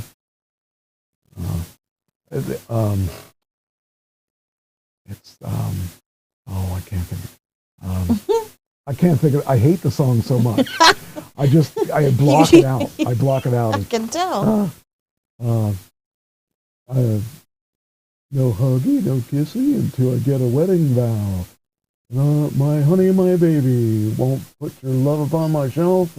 Don't tell me no lies and keep your hands to yourself. Oh, that one. Yeah, the Georgia Satellites. I can't stand that song. And the other one we're not doing, that I talked them out of doing, is one that can't remember that one either. Yeah, I blocked it out because I don't want to do it. It was Man in the Box. Okay. They have a line in there about deny your maker. They say, Jesus Christ, deny your maker. I don't want to do that. No. Ken and I never did songs that were anything that was anti-religious, anything that is anti-racial or anti-racial. Yeah, we want it to be anti-racial. Anything that was racial, we didn't do, and we didn't do politics, and we don't do. Right. We just don't see a reason for it because we want to talk about love. We want to talk about positive things. Right. So we cut all that stuff out and decided that was how we were going to pursue it. Well, we're having a lot of controversy at work right now with people. So one thing that Panera did, partly because of the whole lawsuits with the charged lemonades, but also because it was half and half. Partly because people were coming in and just getting drinks because of the Unlimited Sip Club, which is where they pay a flat rate, like a subscription each month. They can come in and get an unlimited amount of drinks, and it replenishes like every 2 hours. So you could get a large soda, coffee, because they actually whatever. That's probably it was not. Move, it wasn't like a special. It wasn't like our specialty, like espresso coffees or frozen coffees, but it was like hot coffees or something like that. You could do it with the charged lemonade. So it was partly because of that, but partly because of the whole lawsuits with the charged lemonades. We did away with all cups and stuff out in our like lobby area. All cups and now are behind the counters. Okay. So if they order on our kiosk, the order goes through to our barista screen, which is where they make the specialty coffees, and that goes through and it goes over the counter up above. Okay. If they order a drink at the register, then I give them, if it's like a soda or a coffee or whatever, then I'll give them their drink. Well, a lot of people are coming up to me, well, I just ordered this. Can I have a cup? And I have to tell them, unfortunately, no. And they get mad at me. And I tell them, well, per regulations, I can't do. And then they're like, well, then you need to get rid of your kiosk and do this and do that. And I'm like, that's unfortunately out of my control. I can only do what I have control over. But so, again, people I don't want to say ruining stuff for everybody, but yeah, I get it. I didn't have a chance to do this because we're running late. I need to take the Twitter feed and post it pin it to the top. Because I want to be able to. Weren't you having trouble last week posting, or a couple of weeks ago posting the stories? Yes. Are you still having trouble with that? I don't know because I haven't posted anything. Actually, it was last week I was able to do that. Okay. So yeah, we're okay with that. Okay, we're back now. We're back to where we need to be. So yeah, that was a big problem, and that has been going on. We started that Valentine's Day. I'm so glad I don't have to work. I'm glad I get to do what I want to do and not what I have to do. Although tomorrow I've got to do what I have to do. I got to get my teeth. It's dentist appointment time, but it's right before San Diego. So since my dentist kept not doing my insurance, I haven't been back to the dentist. I got an insurance plan that made sure that I got one that would have dental and all that stuff in it, and it was hard. It took me a long time to get a dentist because I couldn't find anybody. Like, you'd search their website and you'd see somebody that was in Pittsburgh, and there was nobody local. Right. And like, dentists are making lots of money. Or you right now. Call them and say, "Hey, do you take this insurance?" And it's like, "No, you don't." Or, and then they tell you to call the back of your insurance card. We'll give you a list. Right. They give you the list. You call them. Nope, we don't. And right. That's what I was running into. And then I ran into. I eventually found. Well, what I did was, I got fed up because I was tired of getting turned down, and I called my. I have UPMC. I called my. I'm not very happy with UPMC right now. Is that who you have? For insurance? Yeah. Or no, I have Geisinger, but my doctor's through UPMC, and I'm not very happy with them right now. Well, UPMC, if you get UMPC for life, and not just the basic one, it opens up a lot of doors, and you get a nurse. Well, I already had one, a nurse that is your case nurse, and I called her and I said, "Look, I can't find a dentist." She goes, "Did you look on the site?" I said, "Yeah." And I looked on it with her, and I said, "Look, here's the people it says. This person doesn't accept it. This person here, it's only for children. This person here, it's only specialty stuff and specific stuff that I don't qualify. It's diseases that I don't have." And so she said, "Oh, really? Is that, they're really like that?" I said, "That's everything I'm finding is not." So she found me someone who, actually, I like this dentist. They've been around forever, but they aren't accepting new patients for the most part, but they put me in. Oh, that's good. And I had to wait like 8 months to get in there. But I didn't have to wait because I had cancellations, so I went in. So, and now I'm on a schedule, so I'll be okay for the next. Good. And then they would call me and say, "We have an opening for 7:30 in the morning." No. Nope. Ain't gonna work. No, it's got to be, I'm retired. I want afternoon. Yeah. I don't want to have to get up early just to have someone tear apart my teeth. Nope. But everything's good now, and my teeth are better, and I feel I had them cleaned. I had them polished and as white as they're going to get. And they've been really good with me, and I'm actually looking forward to going in there and getting it ready, because San Diego's right around the corner. Not any more around the corner than it's as round as it's going to be. And so if I do this right, I can do that, get my hair cut tomorrow, take my clothes to the dry cleaner, all in one round swoop. So, and then I get to practice tomorrow night. So nice. I'm not going to be home hardly at all, so there's going to be a little dog that's going to be upset because I'm going to be out all day. Uh-oh. So, cover your ears, puppy dog, wherever you are. I'm really, I'm loving things that are going on right now. I made some, actually, I wonder if I have, let's see, I made some things for some advertisements for Rich Guitar, which I was playing around with the graphics program that I have, and turned out pretty good. Reasons why you should buy from Rich Guitar and stuff like that. I've been seeing you post stuff, and I try to like it if I see it and share it. So I haven't put these ads out yet. I've made them, and I sent it to Rich, and he liked what I didn't send him the finished thing till late last night and haven't talked to him. So, but the new one is really good. And then I did that. I did the. I think you saw this one thing that I did. It's not Rich Pitar. It's of our show, Trash Talking Radio, but I used his logo in it, and it came out pretty good. I think I have the one on here that I can show you what his is, or not. I don't think I have his on here. Let me see. That one that I actually posted it a couple months ago. Although I guess I don't have it on here, but I did. Might be.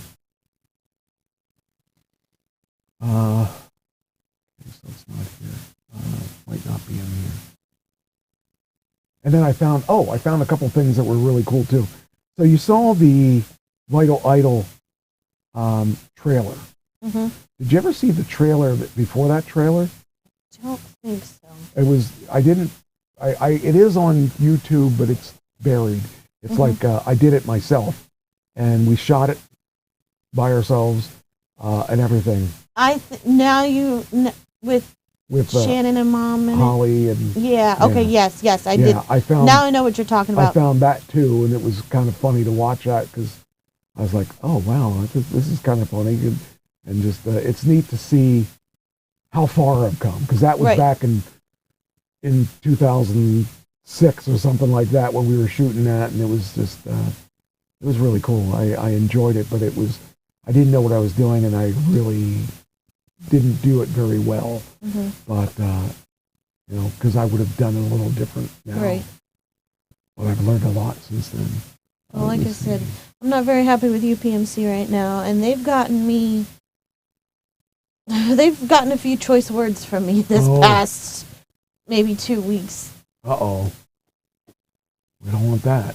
Well, they're playing around with my health, playing around with my medication, and I'm not okay with it. You shouldn't be. So, I was seeing a rheumatologist for my fibromyalgia, and the last time that I saw a rheumatologist, she said, I'm going to refer you back to your primary care doctor for your medication, to control your medication. You don't really need to see a rheumatologist. Okay.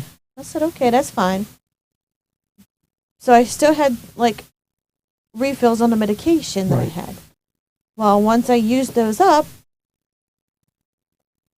I needed a new script to send over to the pharmacy. Right. So the one medication, I take a muscle relaxer, and I take like a nerve blocker. Okay. And I said I started 2 weeks out to start contacting my primary care doctor to get a new script over, because something told me I was going to have an issue. It must be what happened then. Oh, there was a big issue, because they didn't understand that they needed to send over a new script. They're like, well, don't you see this person? I said, I used to. They want me to go back. So they didn't understand that my primary doctor the rheumatologist sent me back there. And then through all this mess, the one medication I was taking became a controlled substance. Oh. So they're like, so I'm like, why isn't this being sent over? Like, I'm running out of days. Right. And they're like, they're kind of, messing around, and I don't know this, I don't know that. And I'm like, well, I'm running out, to the point that I did run out.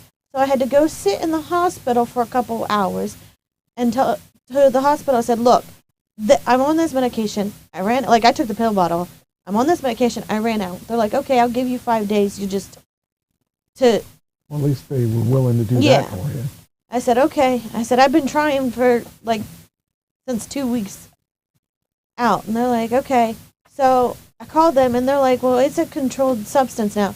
You gotta come in and do a urine drug test. Oh my God. And sign this sign this paper that you're not gonna sell it. You're not going to give it away. You're not going to do this, that, and the third. I said, well, okay, why wasn't I told that beforehand? Well, before that, they're like, you need to make an appointment. I'm like, well, why wasn't I told that before? Okay, can I make an appointment? Yeah, sure. Your doctor's not back in till whenever. Can you see a different doctor? I'll see whoever I have to. Yeah, that's okay. The soonest appointment we can get in is March 7th, and that's like 2 weeks out. I'm like, well, what am I supposed to do in the meantime? That's the thing that irritates me, is that some doctors are better than others. Like my one doctor, I was supposed to get my pain meds, and no matter what I did, it wasn't getting filled, and it was due, and it was, I mean, it was crazy that I had to go through those extents to get it. Well, and like it ended up being a week late when it was all said and done. What the good thing about that was that I had stockpiled a couple, and this didn't have to be that bad. But they kept saying, well, we have to give them 3 days. Well, with the weekend, that was 5. Yeah. So what I started doing is Friday, my day of filling it is usually Monday. So Friday, I put it in Thursday night, and I put a little note in the thing. And when I found that note, that was the best thing that ever happened. The note I put in to be filled Monday, or for Monday, and then they give it to me Friday, and I can pick it up anytime over the weekend. I usually pick it up Sunday because it makes it easier for me. And so far, I haven't had a problem since I changed that. Now I found the 2 things if you want to see them. Okay. I'll continue my story then. But yeah, you can continue your story. We'll do this. We'll do your story. Oh, so when I went for the hospital, when I went for my 5 days, I had to show my ID at the pharmacy because they said it's now a controlled substance. It's a new policy. Okay, whatever. Here's my ID. Yeah. Whatever. So then I was like, well, why wasn't I told about the appointment? And then I was like, well, what am I going to do? And they're like, well, we'll send over 5 days. So I got another 5 days. And I'm taking the last 2 tonight. So when I went in Wednesday, did the drug test, and signed the thing, and I said, okay, when is this going to come back? When can I look for the prescription to be over there? They're like, it'll either come back Friday or Monday. Okay, so I called Friday. It wasn't back yet. I called Monday. Monday afternoon, and oh yeah, it was here. It's back. Okay. Everything came back negative. Great. Okay, is my prescription medicine over? Oh, I can't tell you that. So hung up, and I called another doc. They had another doctor call me, and they're like, we gotta have your doctor. We're gonna have your doctor call you. Never heard anything. I called today. And there's this one consistent lady that keeps answering the phone with me, and I said to her today, I said, hi, her name, I said, it's me again. And she's like, all right, hold on. She puts me back through to one of the doctors, and I said, listen, I've had this issue with you guys. I said, I'm really fed up at this point. I said, I've done everything you've asked for. Right. I said, I'm about to run out again for this medication, and this is the nerve blocker, not the muscle. Muscle blocks I had no problem with them when I went in to do the drug test and stuff. She sent the prescription over and it was filled. And I got that just the other day. But I said, I'm about to run out with this medication. She goes, oh, okay. She goes, yeah. I said, I did your drug test. It came back negative. Yeah, I see that. Okay. Your medication will be over there later today. You can pick it up later today. Now I'm going to go into my pharmacy here, and I have no prescriptions ready. It wasn't even sent over. So that now it means I have to call back again tomorrow and say, look, I took the last ones last night. Where's my prescription? Yet again. It sucks because there's no rhyme or reason that they shouldn't be able to do that on the spot. Well, when I was in at the doctor's office too, what I forgot to say, she was like, "Oh, you seem like you depend on this medication." And I'm like, "Well, yes, I kind of do, but not like you're trying to put out there." Right. I said, because I said, I've been taking this for I don't know how long. I said, I used to take one medication. My body got used to it, so they stopped that. Now I'm taking, the rheumatologist put me on this. And it seems to be relatively working. And I told her I said, I take that. I take the 2 muscle relaxers, and I said, I take 2 Tylenol PM at night. She goes, you shouldn't be taking all that. I said, well, that's what I do to have to go to sleep. Otherwise, I can't sleep or even remotely even think about getting up and out of bed the next morning. Right. And she goes, oh. And then I look at her straight dead in the face, and I said, well, at least it's not an opioid. Yeah. And she goes, and just shucks his head. She goes, okay. We'll get it all fixed out. And she goes, anything else? I said, no. Okay, have a nice day. And she couldn't probably got out of that room fast enough. I'm sure. Well, you got to figure they have to deal with drug addicts. They've got to deal with all kinds of people that are faking it or whatever. And hey, get out of there. Get out of there. She goes, I smell something over there. Where did I put your treats anyway? Oh, here they are. Dummy. It's on the other side. Yeah, it's a shame, but there's too many people out there that play the system. Right. You know? So. And that's, I mean, and Antoine's, he's like, well, maybe you just need to get a whole new set of doctors. Like, go to like a completely different organization. Why? I mean, my doctors are pretty good. Well, he was saying about maybe going like to Hershey or something. Oh, through them, and I'm like, I am happy with UPMC for the most part. Now that I got everything straightened out, I got the UPMC for life and stuff like that. That I'm. That's my worry is, am I going to go through the hassle with all of this again? Am I going to go through the hassle of, well, no, we don't want you on that medication. Yep. Something completely different that it's not going to work. But my doctor actually, I'm very happy with him.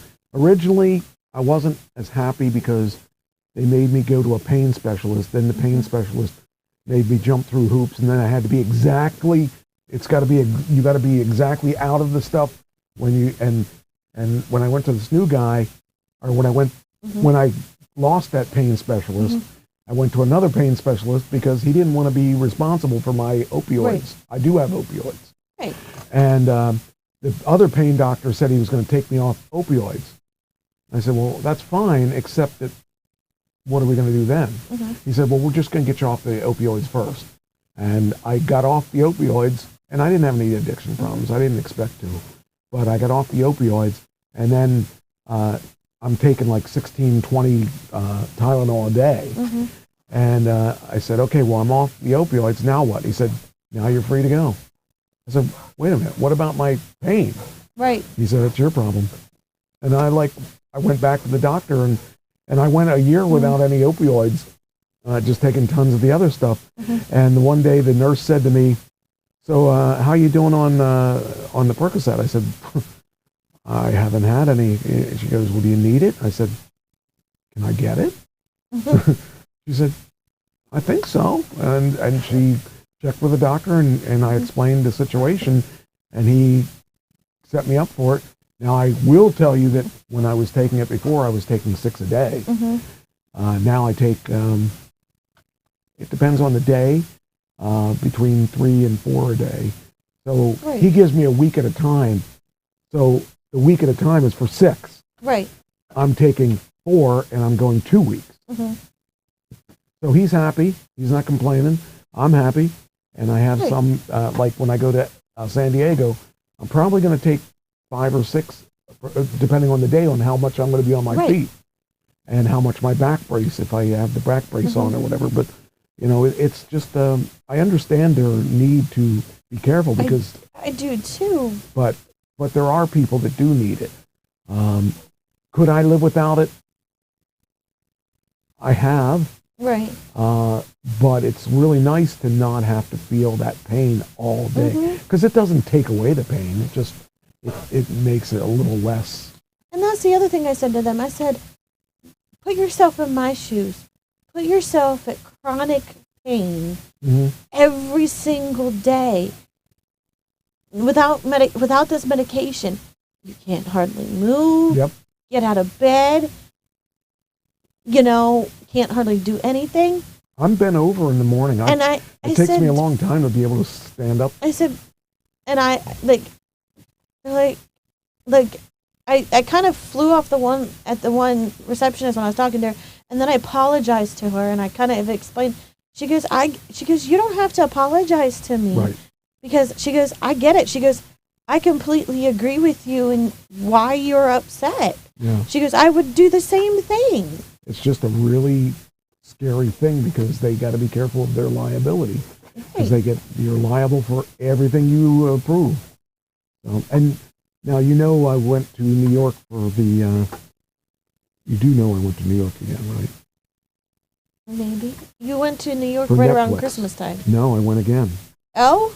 I got hired to be on a Netflix movie. Oh, okay, yeah. You said TV show. You said that you might 6 days. Okay. 6 days in April. It's Robert De Niro's in it. Oh, okay.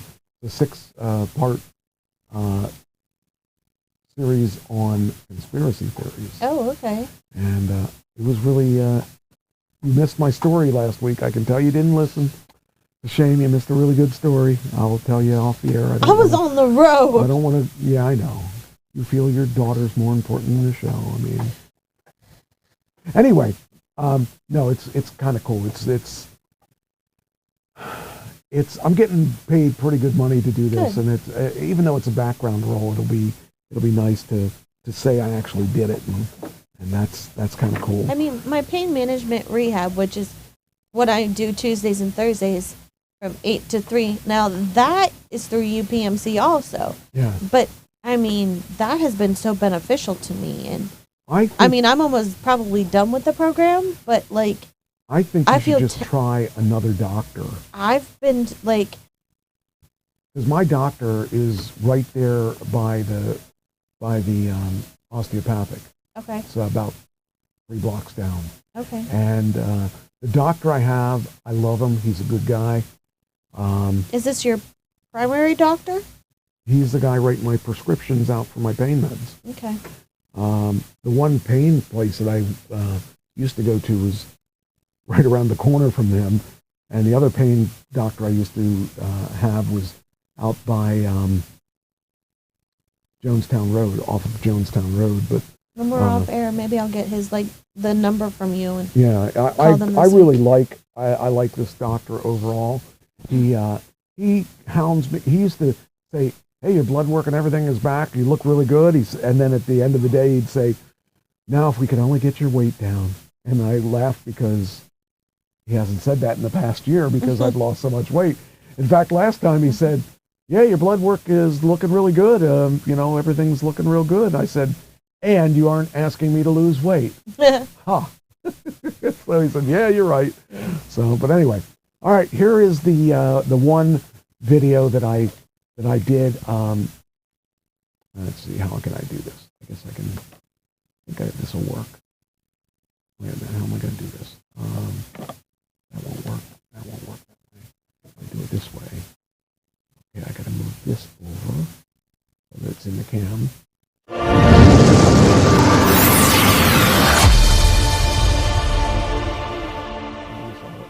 They heard it, they didn't see it.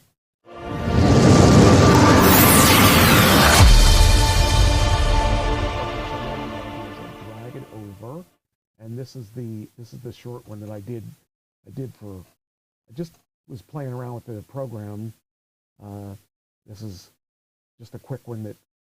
You ready? Mm-hmm.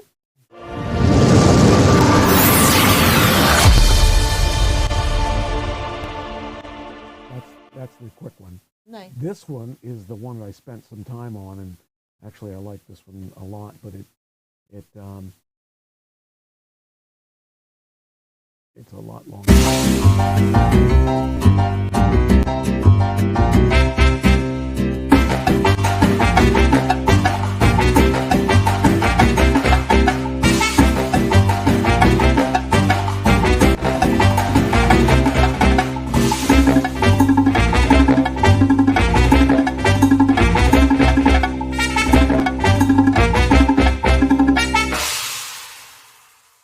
Nice. Yeah. So I'll see if we use it or not, but it was just interesting because usually it was Uncle Sam Band stuff or Mike Trash stuff or Trash Talking Radio stuff. I'm using it for good, not evil. Right. So, anyway. Let me guess, you used AI.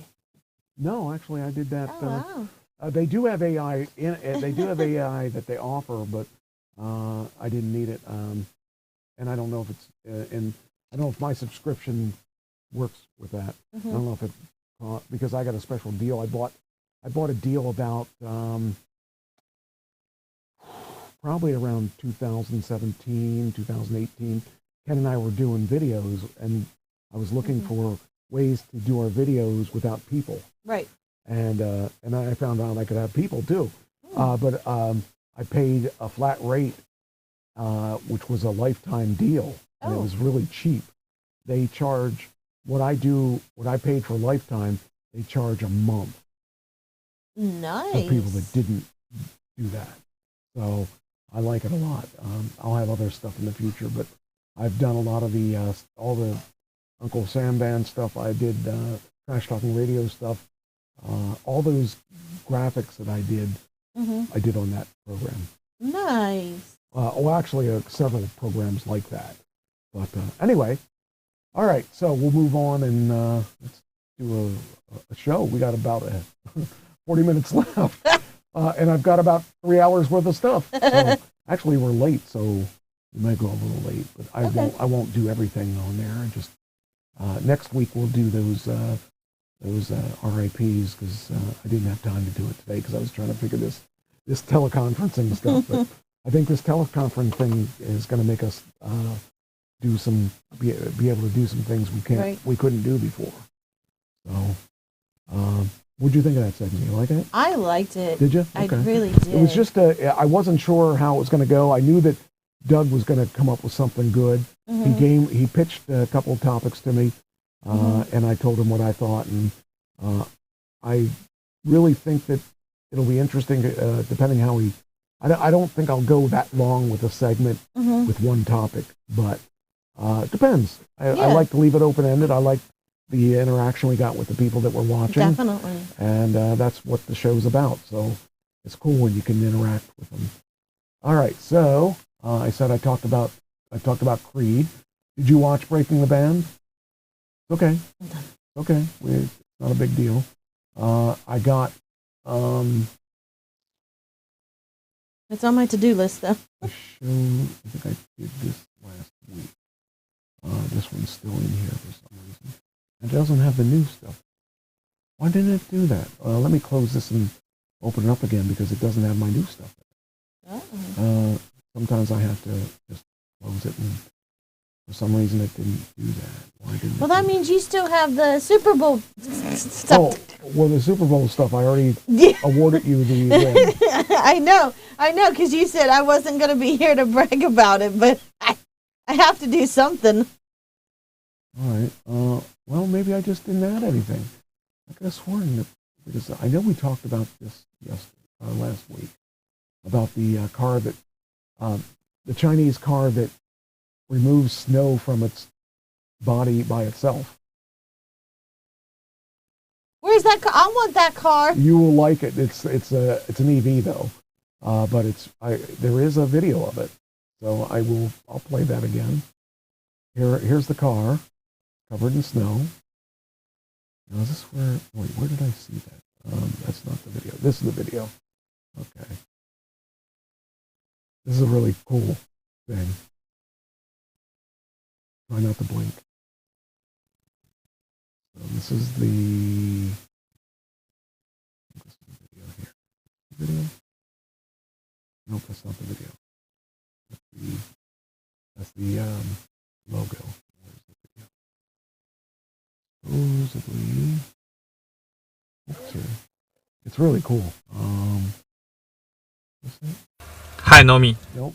在呢。给我一个龙腾虎跃的氛围。龙腾虎跃的氛围灯将展现金色和红色的光芒，犹如巨龙在云中翻腾，猛虎在山林间跃动，明亮而炫目的灯光，给你带来一份激情与活力的体验。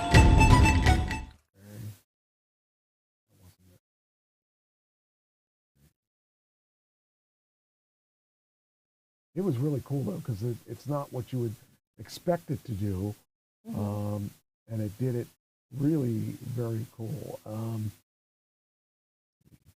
Maybe. Oh, that's the one we just watched. Where's that?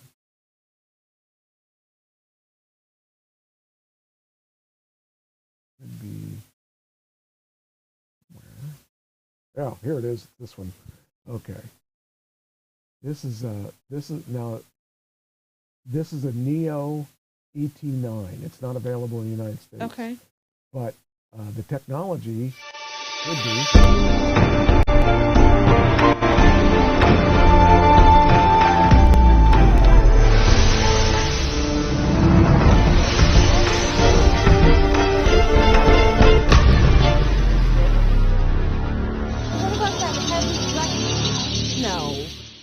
Well, I would imagine it would probably do. It wouldn't do ice. It would still be stuck on the ice.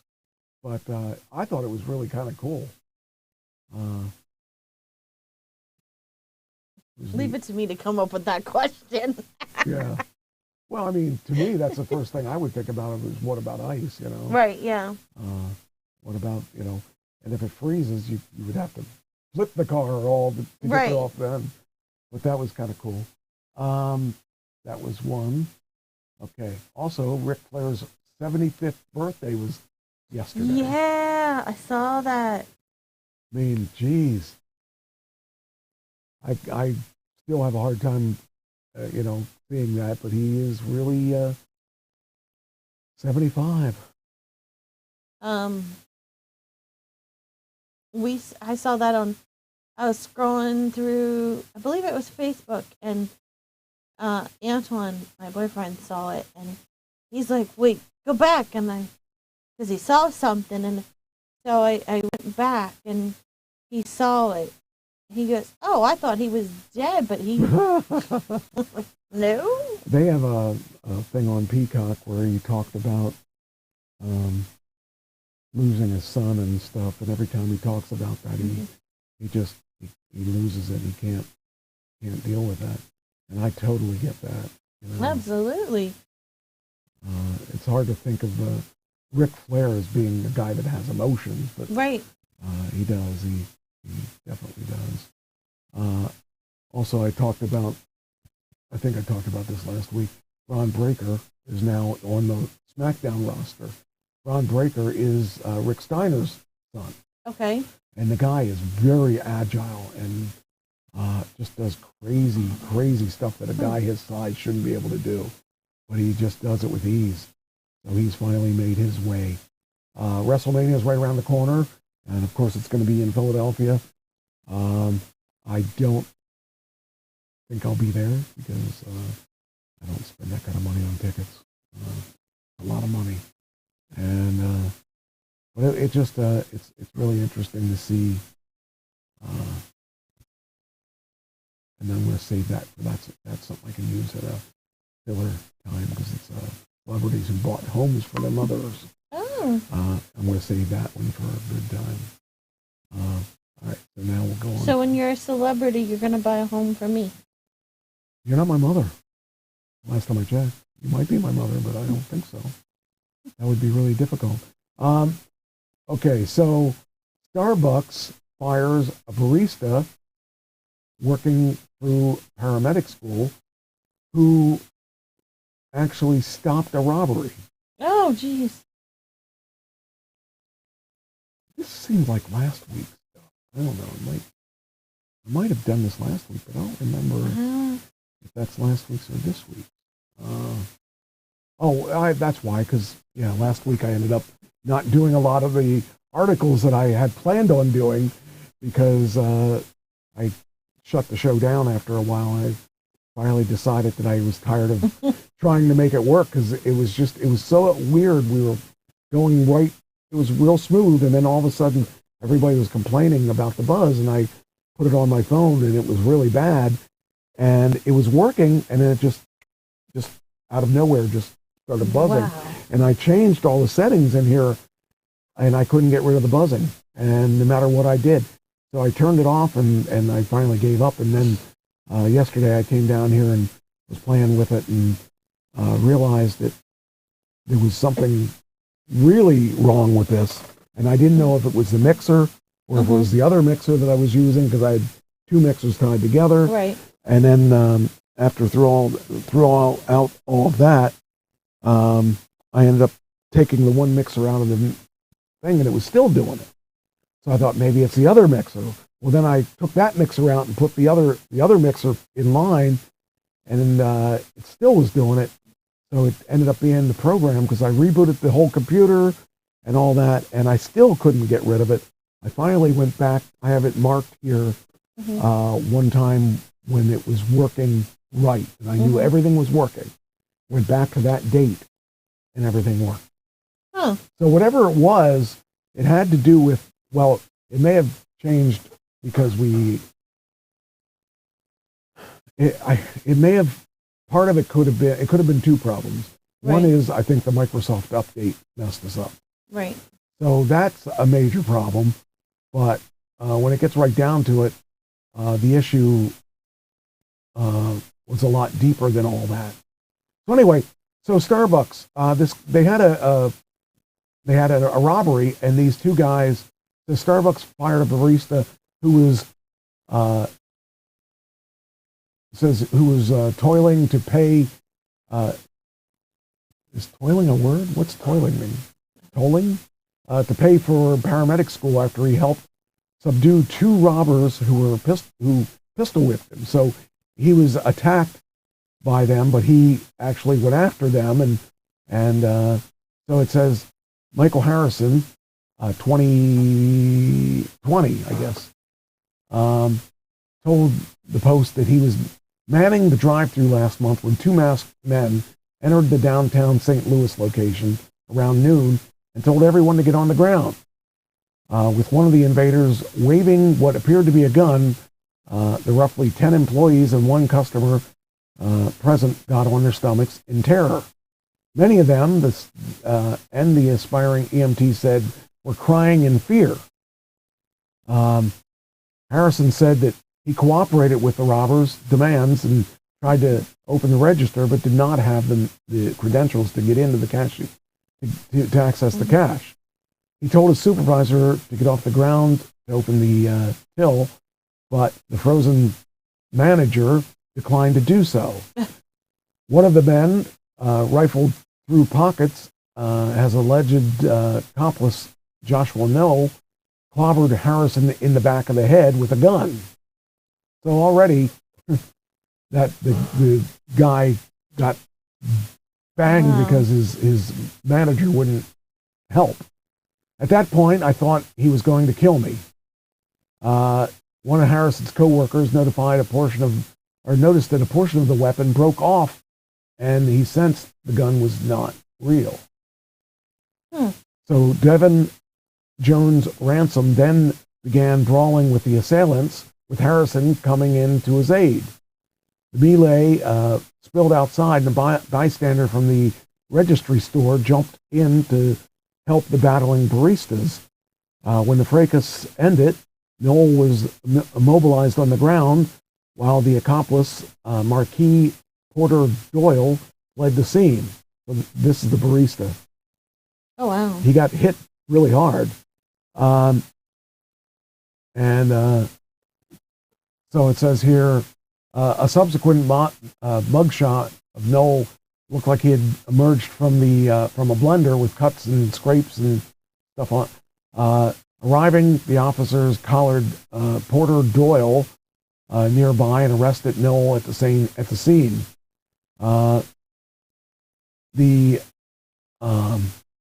impressed cops thanked Harrison and Jones Ransom for their courage and placed the two suspects in their cruisers. The baristas were then placed on paid leave for 2 weeks as Starbucks officials investigated the incident. The two young men were lauded in the media for their heroism and looked forward to returning to work. That's the criminal there, I guess. Has to be. Yeah, fled the scene. But I got a call a few weeks later. Once the media died down, they told me they were terminating me. I was surprised. I was distraught. I was confused. The company told Harrison and his coworker they had violated the company policy, but not specific. We were deeply disturbed to learn of the frightening incident, Starbucks said.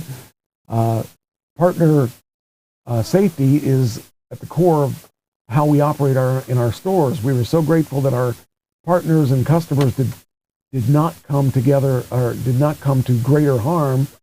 In this situation, our training and protocols to our partners to comply and de-escalate, not just for their safety, but for the store. The company maintains the two ex-employees should not have engaged the two men to the degree they did. Stripped of his income, Harrison is now struggling to foot his bills and tuition. The job was helping me pay for college.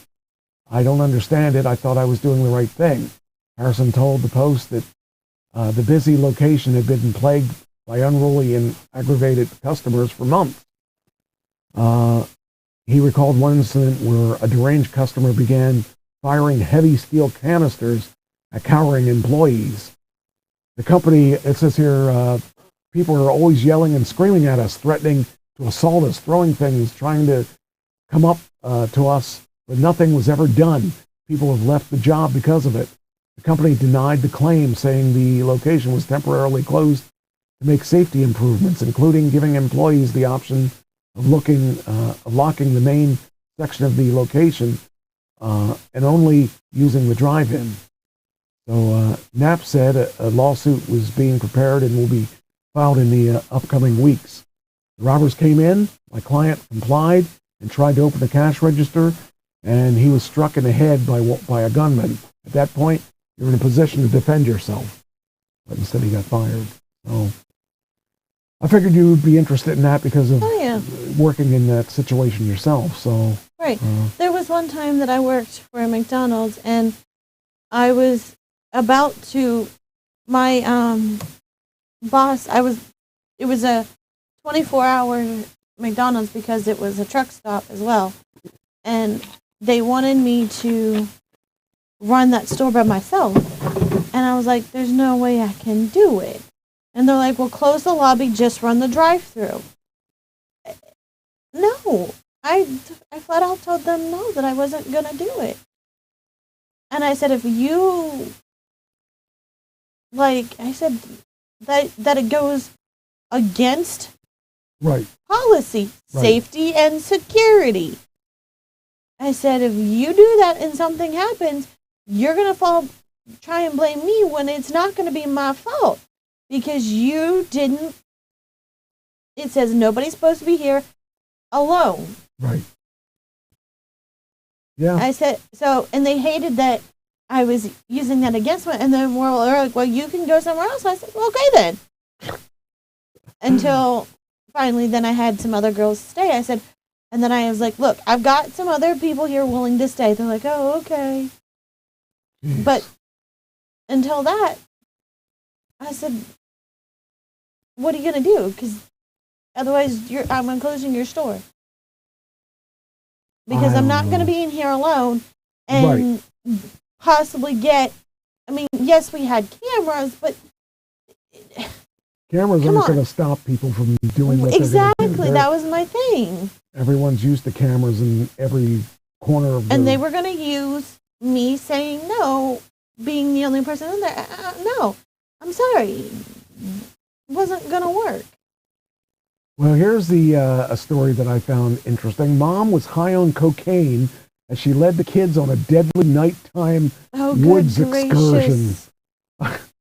I'm so thankful that my mother, she did a lot of weird drugs and stuff that was popular in the age because we didn't know that stuff was addictive at that time. Right. And And if you ever heard the song Mother's Little Helper by the Rolling Stones, I think, yeah. that is about drugs. It's about, okay. That's what Mother's Little Helper was these drugs. So, back then it was okay to allow them to take something like cocaine or whatever drug it was at the time. Right. Georgia mother was high on cocaine and marijuana when she led her 2 young children into the woods on a freezing night, resulting in the 3-year-old's death. Her name was Urea Ridge, 35, had been charged with felony and murder and 4 counts of cruelty to children stemming from her faithful excursion, which lasted nearly 12 hours of temperatures dipped into the 20s. No, thank you. Ridge took her 3-year-old daughter, Alina Pascal, and her 7-year-old son into the wooded area near Foxhall Resort in Douglasville. Is that in Pennsylvania? Where is it? Because I know there's a Douglasville in Pennsylvania. It doesn't say where it is, though. I'm thinking it's hard to say. Actually, Douglas County's, here we go. Let's see where Douglas County is. Let's see. Waiting for it to come. Oh, there it is. Okay, she lives in Georgia. Okay. So, I can't. First off, I want to know how she could afford the cocaine. Right. The marijuana is no big deal because it's right. But if she's on cocaine, that's just. But the mom allegedly had taken drugs both before and during the outing and spent hours with the kids clad in light clothing, wandering in the woods after getting lost. Well, at least that mother spent time with her kids. Urea is believed to have entered the woods at Foxhole Resort with her children around 12 a.m. and did not call for help until the next morning at 11:51 a.m., despite having a cell phone with properly charged battery. By the time the mom and children were found and rescued, they were soaking wet and freezing, having spent the entire night outside. Ridge's son was taken to the hospital and survived, but her daughter could not be saved and died from suspected exposure from the elements. So, just some people just shouldn't have kids. Right. If you're doing cocaine, there's a reason they take kids away from you. Right. If you're doing cocaine. Oh, people. I just don't get it. I don't either. And I want to know why. How do you get... Cocaine's not the cheapest drug in the world. Right. Where are you getting this cocaine? That's what I want to know. Good question. Then there was... I want to find the good... Oh, these... Okay, here's the new stuff. I'll save that one because that one can be used anytime. I got some really good ones. This one... I'll save that one. That's a good one. That one's a good one. Well, these are ones that aren't time sensitive. Gotcha. So I try to do the ones that are time sensitive. Right. But like this one is about a mansion that's been put on the market. We don't really need that today because we've got some good ones. I use them for filler a lot of times. Right. Yeah, these are all the funny ones that are on video. Oh, here we go. This thief steals a bag of cash from Girl Scouts selling cookies at Fort Worth Walmart. Really, how low do you gotta go if you're gonna steal money from Girl Scouts? That's pretty dark. Must be the girl that's out there with cocaine. No, I have a lady at my physical therapy that her daughter's a Girl Scout but still. That's about as low as you get, though. You're stealing money from kids, right? Just to do drugs or something, or whatever reason you're doing it. You don't take it from little kids. That's horrible. Yeah. I just think that you got to have some kind of. Everybody's got to have some kind of scruples. I would think there's got to be some things that are off limit. But apparently, stealing money, Girl Scout cookie money, And we actually have a video, supposedly, of it. Let's see. That's not a video. What talks about? Oh, here it is. I mean, that's pretty darn low to steal money from a kid. Yeah, really. Well, here we go. Yeah, here it is. So now we get to see it. Okay, so this is... We got the Girl Scout cookie place right there. Oh, yeah, there he is. Here he is. Yep, grabbing it and run. I would grab the cookies. I wouldn't steal their money. I'd take the cookies. And the kids are like, what are you doing? But, I mean, come on, to do that in front of... I mean, to do that get in front of kids, too, that... It's sad. It's sad that there's just... Some people just have no... Decency? Yeah. So, that's a shame. That's that. So we got that one done. And I mean, did you see how many people were coming out of that and saw that too? That person probably walked around a couple times to scout it out and said, okay, I'm going to do it. I'm going to do it. And it's sad. I mean, it's I don't know. There's just no reason to take from the Girl Scouts. All right, then we got, that's done. Then we got, this is interesting. A horse was spotted on Interstate 95 in Philadelphia on Tuesday. The horse owners worked with police to bring it to safety. This is check this out. This is a horse, of course. Like running down the street, just running down the highway, you know. I like thinking, where'd that horse come from? Does he, you know?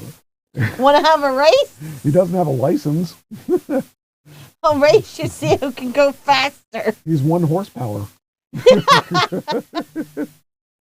Really sick. But I just thought that was funny. They didn't know where it came from. They just, I'm surprised it didn't really get that spooked with all the vehicles. Well, it was spooked. That's what it's running down the highway. Either that or it's just trying to get out of Philadelphia because it didn't like Philly. But, like, you see it's close to the barrier there. I would be surprised if we, I don't know. Well, that's only a partial of the video. Yeah. Okay, then we got. Now this is foreign to me. Okay, I don't spend much time in fitness centers, but apparently there's controversy in the fitness centers that dispute over the leg press. Who wants some? Well, this person. There's one of those by my job.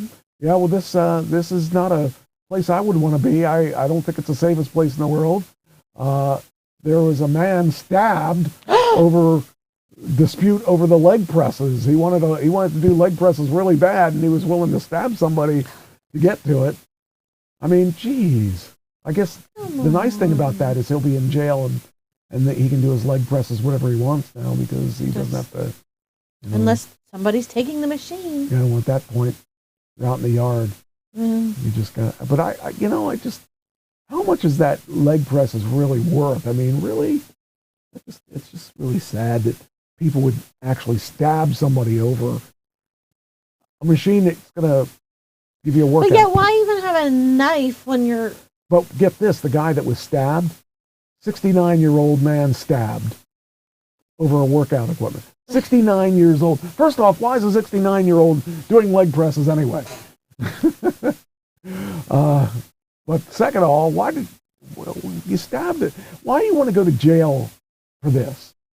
You know, one day you're out working out, next day you're in jail because you stabbed somebody. Right. Because if you're going to stab somebody, make it over something good.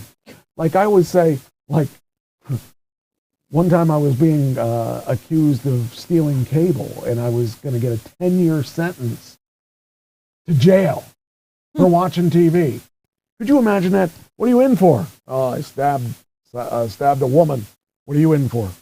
Watching TV.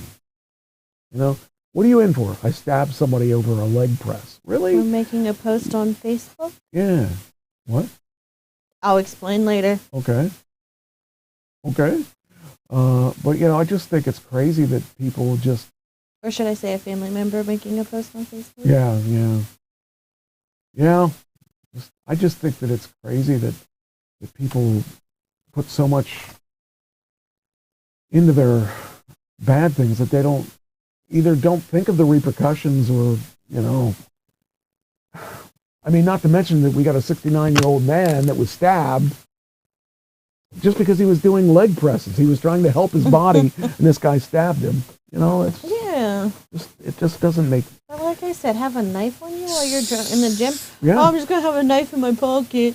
Oh. All right, I want to do leg presses. No, sir, I'm sorry, I'm here. Shh. And he's going to spend the rest of his life in jail because he wanted to get his leg presses. No, it doesn't make sense to me. Anger management. Let's see here. I'm going to pick out some good ones here. This was interesting. There was a little while ago. There was a bunch of vehicles coming over on a ship, and they all sank. I don't know if you remember that, but it was a big electric vehicles. Did they all go? Well, there's probably a little of everything, but this is kind of cool. This article is award-winning photos that are captured underwater of shipwrecks. Oh. And some of those shipwrecks had cars and stuff on them. That's not the one I think.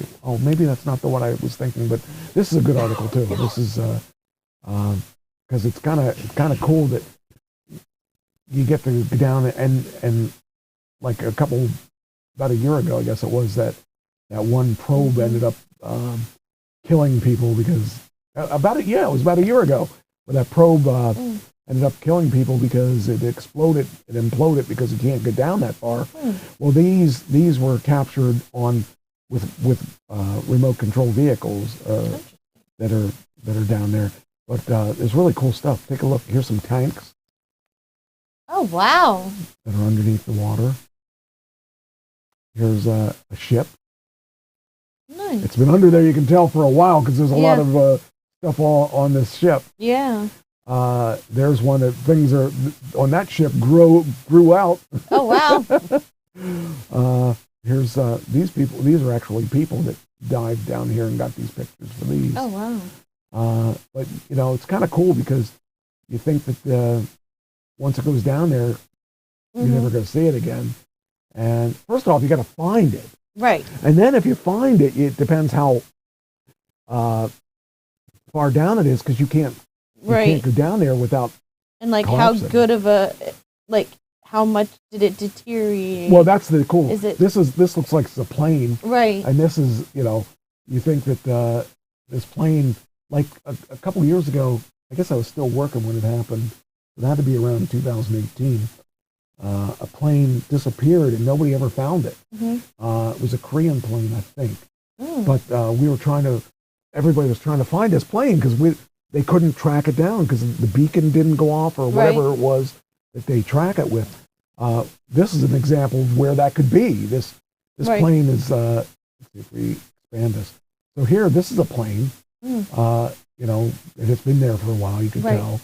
But that could be where, you know, they may actually find that plane somewhere under the ocean. Right. So it's kind of neat that they were able to find some of this stuff. And I think I would be scared to go in something like that, because of you don't know how long it's been down there, how sturdy it is. Right. Like, And this helicopter here, I mean, who knows how long ago that was down. It says here HMS Otacris, as opposed to Ludicrous. A super Droughtnaut fell victim to a sea mine in 1914 while exploding and then sinking. This is probably the remainders of that. But I mean, like, here's looks like a catastrophic damage to a crash that caused the SS Norman, a bulk freighter that sank in 1895. I mean, that's over 100 years it's been in there.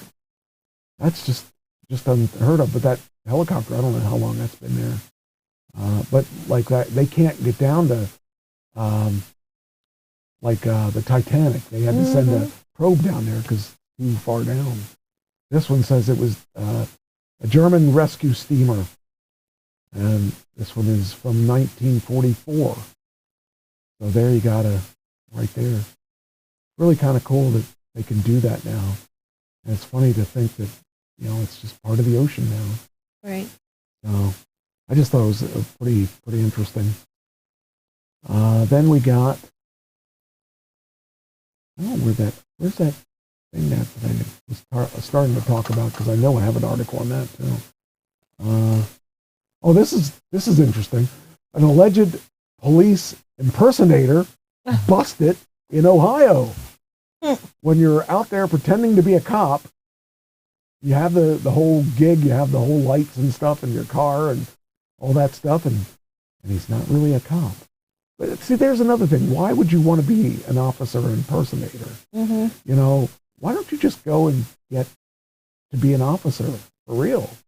If you're going to go to all the trouble to because for some reason they can't. They probably have something against the record that they can't. Or they're going to try to steal stuff from them when they pull them over, because it's a good gig. I mean, everyone pulls over for the police, and you got a police driving like these Ford. I don't know what it is. It's a Ford something. The guy says, drop some serious cash on this ride, going with a modern spotlight, roof lights, push bar with embedded lights, and even black steel wheels and chrome hubcap. He paid attention to small details, adding a 039 fleet number decal. The only thing missing was any markings indicating it was a cop car.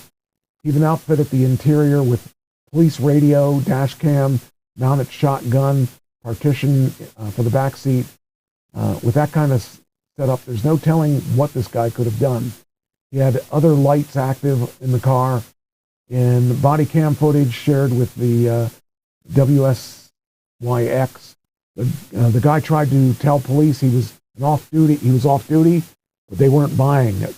Even though he paid attention to some of the details, he missed some of the others. The real police noted right away. The guy is facing a whole list of charges. The police don't really like anyone impersonating them, since it creates problems with the community and enables suspects to abuse their perceived authority to hurt innocent citizens. This guy reportedly went so far as to register his Ford Explorer as a police vehicle, so he might get hit with felony charges for falsifying the identity with the DMV. Oh, wow. It's just crazy. Here it is. Okay, he's got, I wonder if that's on YouTube. I don't know if that's going to be a problem. I know Donald Trump very well. Her own state. She did. Nikki Haley lost by 20% in South Carolina in the primary to Donald Trump. Donald Trump isn't even on the ballot. They won't let him on the ballot, so he won it anyway. I don't know what I was talking about this last week. The thing that's so weird and hard for me to comprehend. We never get a president that's qualified, right? Because it's not a matter of if you're qualified or not. Mm-hmm. It's a matter of who's popular. Mm-hmm. And he's so popular, he could run against God and probably win, because people were delusional. I mean, I voted for him the first time. Right. Because I really think that of all the people we had to vote, it was him or Hillary. And I didn't want Hillary in there. So I voted for him in hopes that he would do what he said. He did do everything he said. Right. But he didn't do it the right way. And he, in my eyes, won the second election. But there was things that kept him from being president, called the Democrats. The Democrats were willing to do anything to make sure he wasn't president. Yeah. Well, now Democrats don't have anybody to run against him. Biden, who isn't really mentally capable of being the president, He's deteriorating Right. every day. Do I want Biden as president? No. Do I want another Democrat? Find one that'll beat him. Right. I would like to see someone that can beat him. Decent But one, but the Republicans can't find a replacement for him either. Even though they have people that could do a great job, right. they're not going to win. Nikki Haley isn't going to win because A, she's up against Trump. B, I hate to say it because it's going to sound bad, she's a woman. We're not ready for a woman president. Right. I am. I think a woman could do a job as good as a male, but the country's not ready for a woman president. And even though some of the movies that we have coming out have a woman as president, we're not ready for it. Right. And there's nobody that's going to take the ball and run with it. The only way that Trump is not going to win is if they find a loophole to keep him from running. Right. And they're trying. Believe me, they're trying. So I don't know. I don't know how we can get it. Who we're gonna get. But it's horrible to know that the best qualified person isn't gonna make it. So Cheyenne, how about you run for president? I don't want her in president. I don't want her to have to deal with that kind of stuff. I want her to just deal with dog stuff. So I love that dog more than. Oh, okay. I'm going to play this one because this is really weird. This is a Twitter thing. Okay. How big is a big snake? Pound and length. Any snake is too big. Yeah, but what's the biggest one you think is out there? I don't know. I've seen the probably pictures of long ones, Right. but I haven't I've only seen pictures. I don't know how long. You're not going to believe this when I play it. So Probably not. I can't believe it. Probably myself. not. I can't believe it myself. But this is supposedly 34 feet long and 990 pounds anaconda. And we're going to see it. Okay. Let me stop it. I'm going to make it bigger. Okay. This is the head. And this is the tail, or else it's the other way around. This snake really is supposedly 34 feet long. No, thank you. Imagine that coming into your backyard. I don't know what I would do about that. I can't imagine that being a real snake, but I mean, what else would it be? Out in the middle of nowhere. Well, that thing, I don't know. If it wasn't in the middle of nowhere, I would think it was fake. If I saw that, I'd be running. I wouldn't be taking video of it. I'd be saying, all right, see ya. That one is anaconda. There's an anaconda in Brazil. That is a freaking big plant. Yeah, me too. I was talking about that. What is that? Snake meat? Anything in that? I don't know. It's not a tractor? Yeah, the tractor was lifting it up. Take it in. I'll be staying as far away from him as possible. Anyway, that's really interesting. I can't even imagine running across something like that.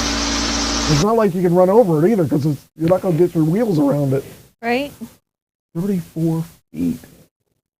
Again, no thank you. Yeah. Crazy.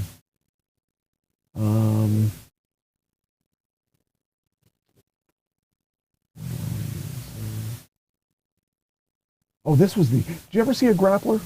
Not a wrestler. What a grappler is.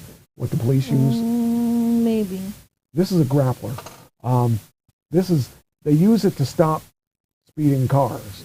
And if they want, if someone's out there, say they're speeding and they won't stop, this is a device that will make them stop.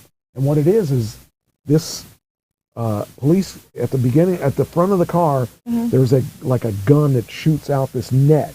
Okay. And the net goes against the tire, and it stops the car. It's really interesting stuff. I mean, that's technology at its craziest. To think that a stupid net would stop a car, but this car was I think it's a Camaro, and it was running high rates of speed, and they were trying to stop that car from running those speeds. Okay, save this. If I do it right this time. Someone's a really good dog tonight. Hasn't been a problem. Okay. Now, there's a video of the car. Okay, here we go. Now I want to make this big. Can I make this big? I want to make this big. I caught on camera guns drawn and. Okay. Make it as big as I can. Not going to get any bigger. Okay. All right. Watch this. This is really cool. Hollywood, moments before police take 2 suspects into custody. Police say the dangerous duo, barely old enough to drive, are behind an armed carjacking. Global 10's Leanne Motorhome joins us live from Hollywood with the latest on the investigation underway. Leanne. And Eden, police used a very unique tool to help bring these teenagers into their custody. It's called a grappler. Hollywood police say they have about 6 of them in their fleet, and that it's an important tool they use to help take control during a police chase. You're watching a police pursuit in progress. The subject vehicle, this yellow Camaro, reported taken during an armed carjacking just moments earlier. Near Zinkle Park, police deployed a special tool called a grappler, which helped bring the car to a stop. Police drew their weapons and the 2 teens inside surrendered. It happened around 4:30 Tuesday afternoon in Hollywood. The victim told police he was carjacked on the 900 block of Hillcrest Drive after coming home with groceries. The thieves, wearing ski masks, allegedly pointed a gun at his hip before making off with his keys and car. The video shows the suspects were speeding, not only putting themselves in danger, but also kids playing at the park just feet away. Police eventually caught up with the vehicle and attempted to stop, but the suspects fled and even crashed into an officer's vehicle. Another officer used a grappler seen here in this demonstration video, which wraps a net around the rear tires. Police say it can bring pursuits to a controlled stop. 17-year-olds Terrell Kirkland and Santiago Iglesias are now at the Juvenile Assessment Center, charged with armed carjacking. Yeah, so that's crazy, but it works. So, again, another thing of technology that. Yeah, but who would have thought a net would stop it? Very true. I would have thought that would have just, California. Now there is a Toyota said they're not going to make electric cars, and they said they don't need to make electric cars, and everyone else is making electric cars. Even Honda has one now. Honda and Ford, I think Honda and Ford created one together. It was either Honda and Ford or Honda and Chevy, but I think it was Honda and Ford. But the hydrogen car, I don't know if you've heard that or not. Did you ever hear of a hydrogen car? They're not on the East Coast. They're only in California. Okay. Because that's where the worst congestion is. That's why I picked California's. But anyway, they've got hydrogen cars. Now these hydrogen cars, you go up to it and it's like a gas pump, and you stick it in. You stick your pump in like you would. You're pumping gas, except you're pumping hydrogen, water. Okay. Well, Shell closes its light-duty hydrogen refilling stations in California. that means that car is worth nothing now because you can't fill it up. I mean, there's still other cars out there. There's still other hydrogen stations, but it's not selling. Like electric took a little while to catch on. Hydrogen isn't catching on.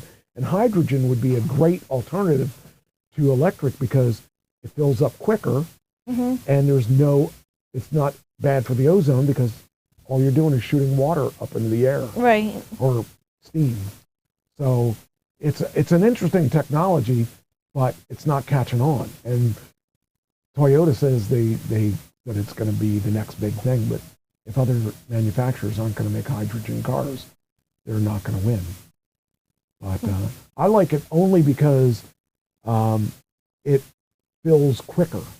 But like for me, when I'm taking trips, I have to go to the bathroom every couple hours anyway. Right. And by the time I go to the bathroom, I plug my car in, go to the bathroom, and come back out. I'm usually ready to go. When I went to Florida, I think I only waited one time. I had to wait a couple minutes longer than that. But most times, that's how long I have to wait. Just time that it takes me to go into the bathroom and back. And so that's not bad.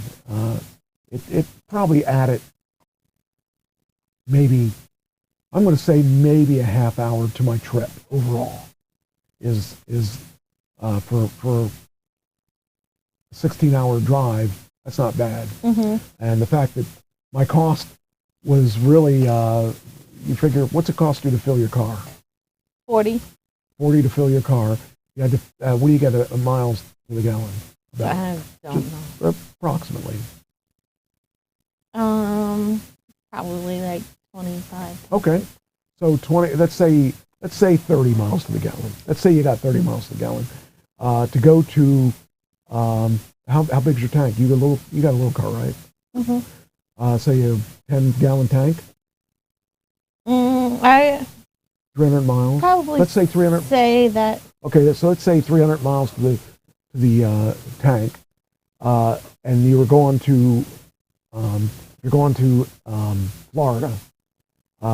Take 3 tanks of gas. So it would cost you approximately, what's gas going for?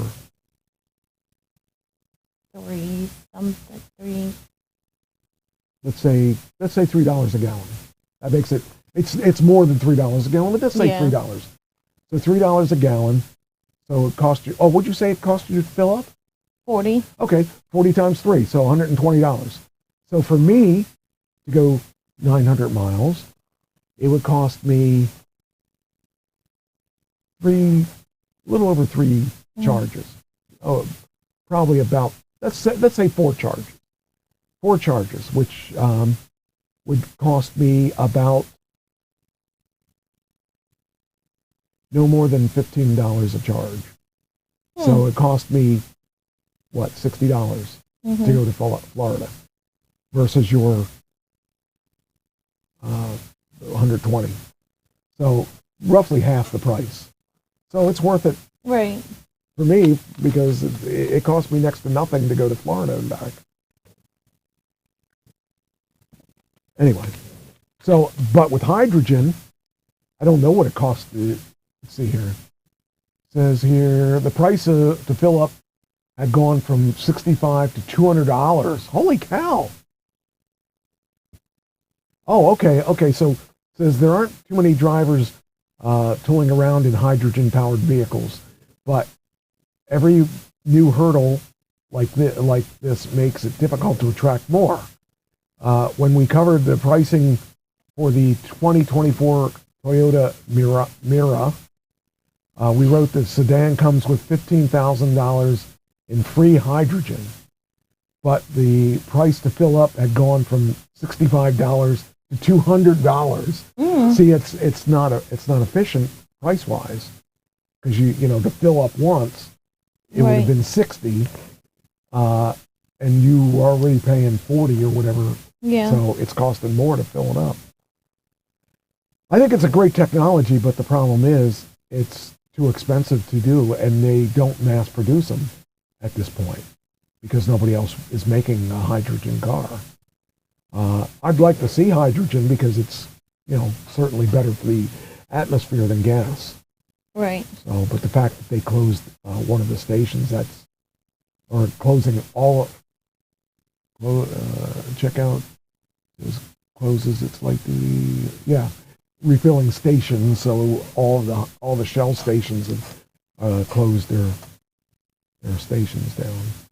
So that's kind of sad. This is interesting. So it's not uncommon for a company to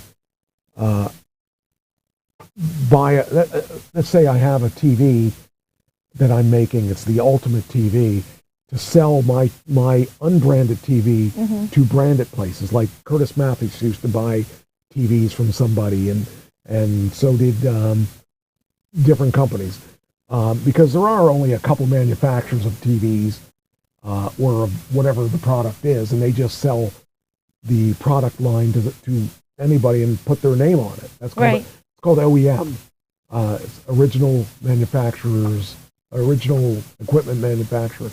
So, like if you buy a Ford car, you might have a BMW engine in it. You know, it just depends on the situation. Well, apparently Walmart is buying a television company. Okay. Says here, Superstore chains $2.3 billion deal to buy TV maker Vizio. So Vizio is now going to be owned by Walmart. Hey, why make a TV when you can buy one? You know, they're trying to compete with Amazon. So the first ever television commercial for Vizio, I guess, first ever television commercial ran on July 1st, 1941 during a Brooklyn Dodgers Philadelphia Phillies game, airing on the local New York television station WNBT. The 10-second spot for the Bulova watches featured a graphic of Bulova watch face over the map of the USA. A voiceover declared that America runs on Bulova time. As it happens, many American companies leverage TV's ubiquity to become behemoths. That includes Walmart, the retailer, which in 1980, shortly after it began running TV ads, posted a revenue of $1.2 billion. That was in 1980. It did $1.2 billion, which is about it's about $4.5 billion today. Anyway, they're gonna buy this television company so that they can have an exclusive on their television. So, guess we'll see how that works out. But that's where it is now, and it's interesting because Vizio turned out to be a pretty big company. I remember when I used to sell Vizio, there were Vizio TVs that we sold it where I worked. So I found that interesting. And that means every Vizio TV, whether it's sold on Amazon or sold in Walmart, Walmart gets paid for it. So it's a smart thing. Okay, so people that don't think that Elon Musk is a good guy, they can believe what they want. I think Elon is cool. I think he's a pretty decent guy overall, and he got to where he is because he's a smart guy. Right. But anyway, what happened is that Tesla ordered a bunch of bakery goods and canceled them after the after the bakery put all their resources into making this order for them. And they took all their resources, all their people, and concentrated on this one big order. They stopped taking orders for stuff because they wanted to fulfill this order. So they turned down other business. And then Tesla went and canceled this big order, which put the company at risk of losing their company. Right. And when you're a small mom and pop, you kind of put all your eggs in one basket at times. Well, he found out about this. He found out that his company did this. It says here, billionaire Elon Musk has promised to make things good with the California bakery after his company backed out of a pie order that cost the owner thousands of dollars. Just hearing about this will make things good with the bakery, Musk said on the X in response to the story about the canceled order. Musk's company, Tesla, ditched an order for 4,000 mini pies from Giving Pies, a black owner, 4,000 pies from Giving Pies, which was a black-owned bakery in San Jose, California. The owner told the TV station that the last-minute order for 2,000 pies from Tesla on Valentine's Day, a $6,000 catch for the small business. He previously worked a large catering order with other tech companies, and she said that she had to chase Tesla several times about payment for the order, money needed to secure the ingredients to pay her staff. On Thursday evening, a Tesla representative named Laura contacted her and apologized about the delay payment. Laura also upped the order to 4,000 pies. Then she said that her team worked overtime to pull off the mega order, but Tesla never responded to several invoices sent from the pie company for payment. Instead, on Friday, Laura messaged the company and letting them know that the order was no longer needed. I would be mad. Yeah. Well, I would too. I would be furious because a small company like that could bankrupt a company. So instead, Laura messaged, she said that the company no longer needs it. And so the woman said in a post on Facebook that the casual cancellation left her reeling, realizing the extent of the impact to her small business. She invested time, resources, and effort based on the commitment from Tesla. And so she told KRON that the last-minute order canceling on such a large business, really she had to decline other orders for catering gigs and stuff like that. I'm a small business. I don't have the luxury of infinite resources, so I really need to be paid so I can secure my staff. A representative from Tesla reached out to her and said that Laura was not authorized to approve payment. So Laura was making these commitments, and she wasn't authorized to make these commitments.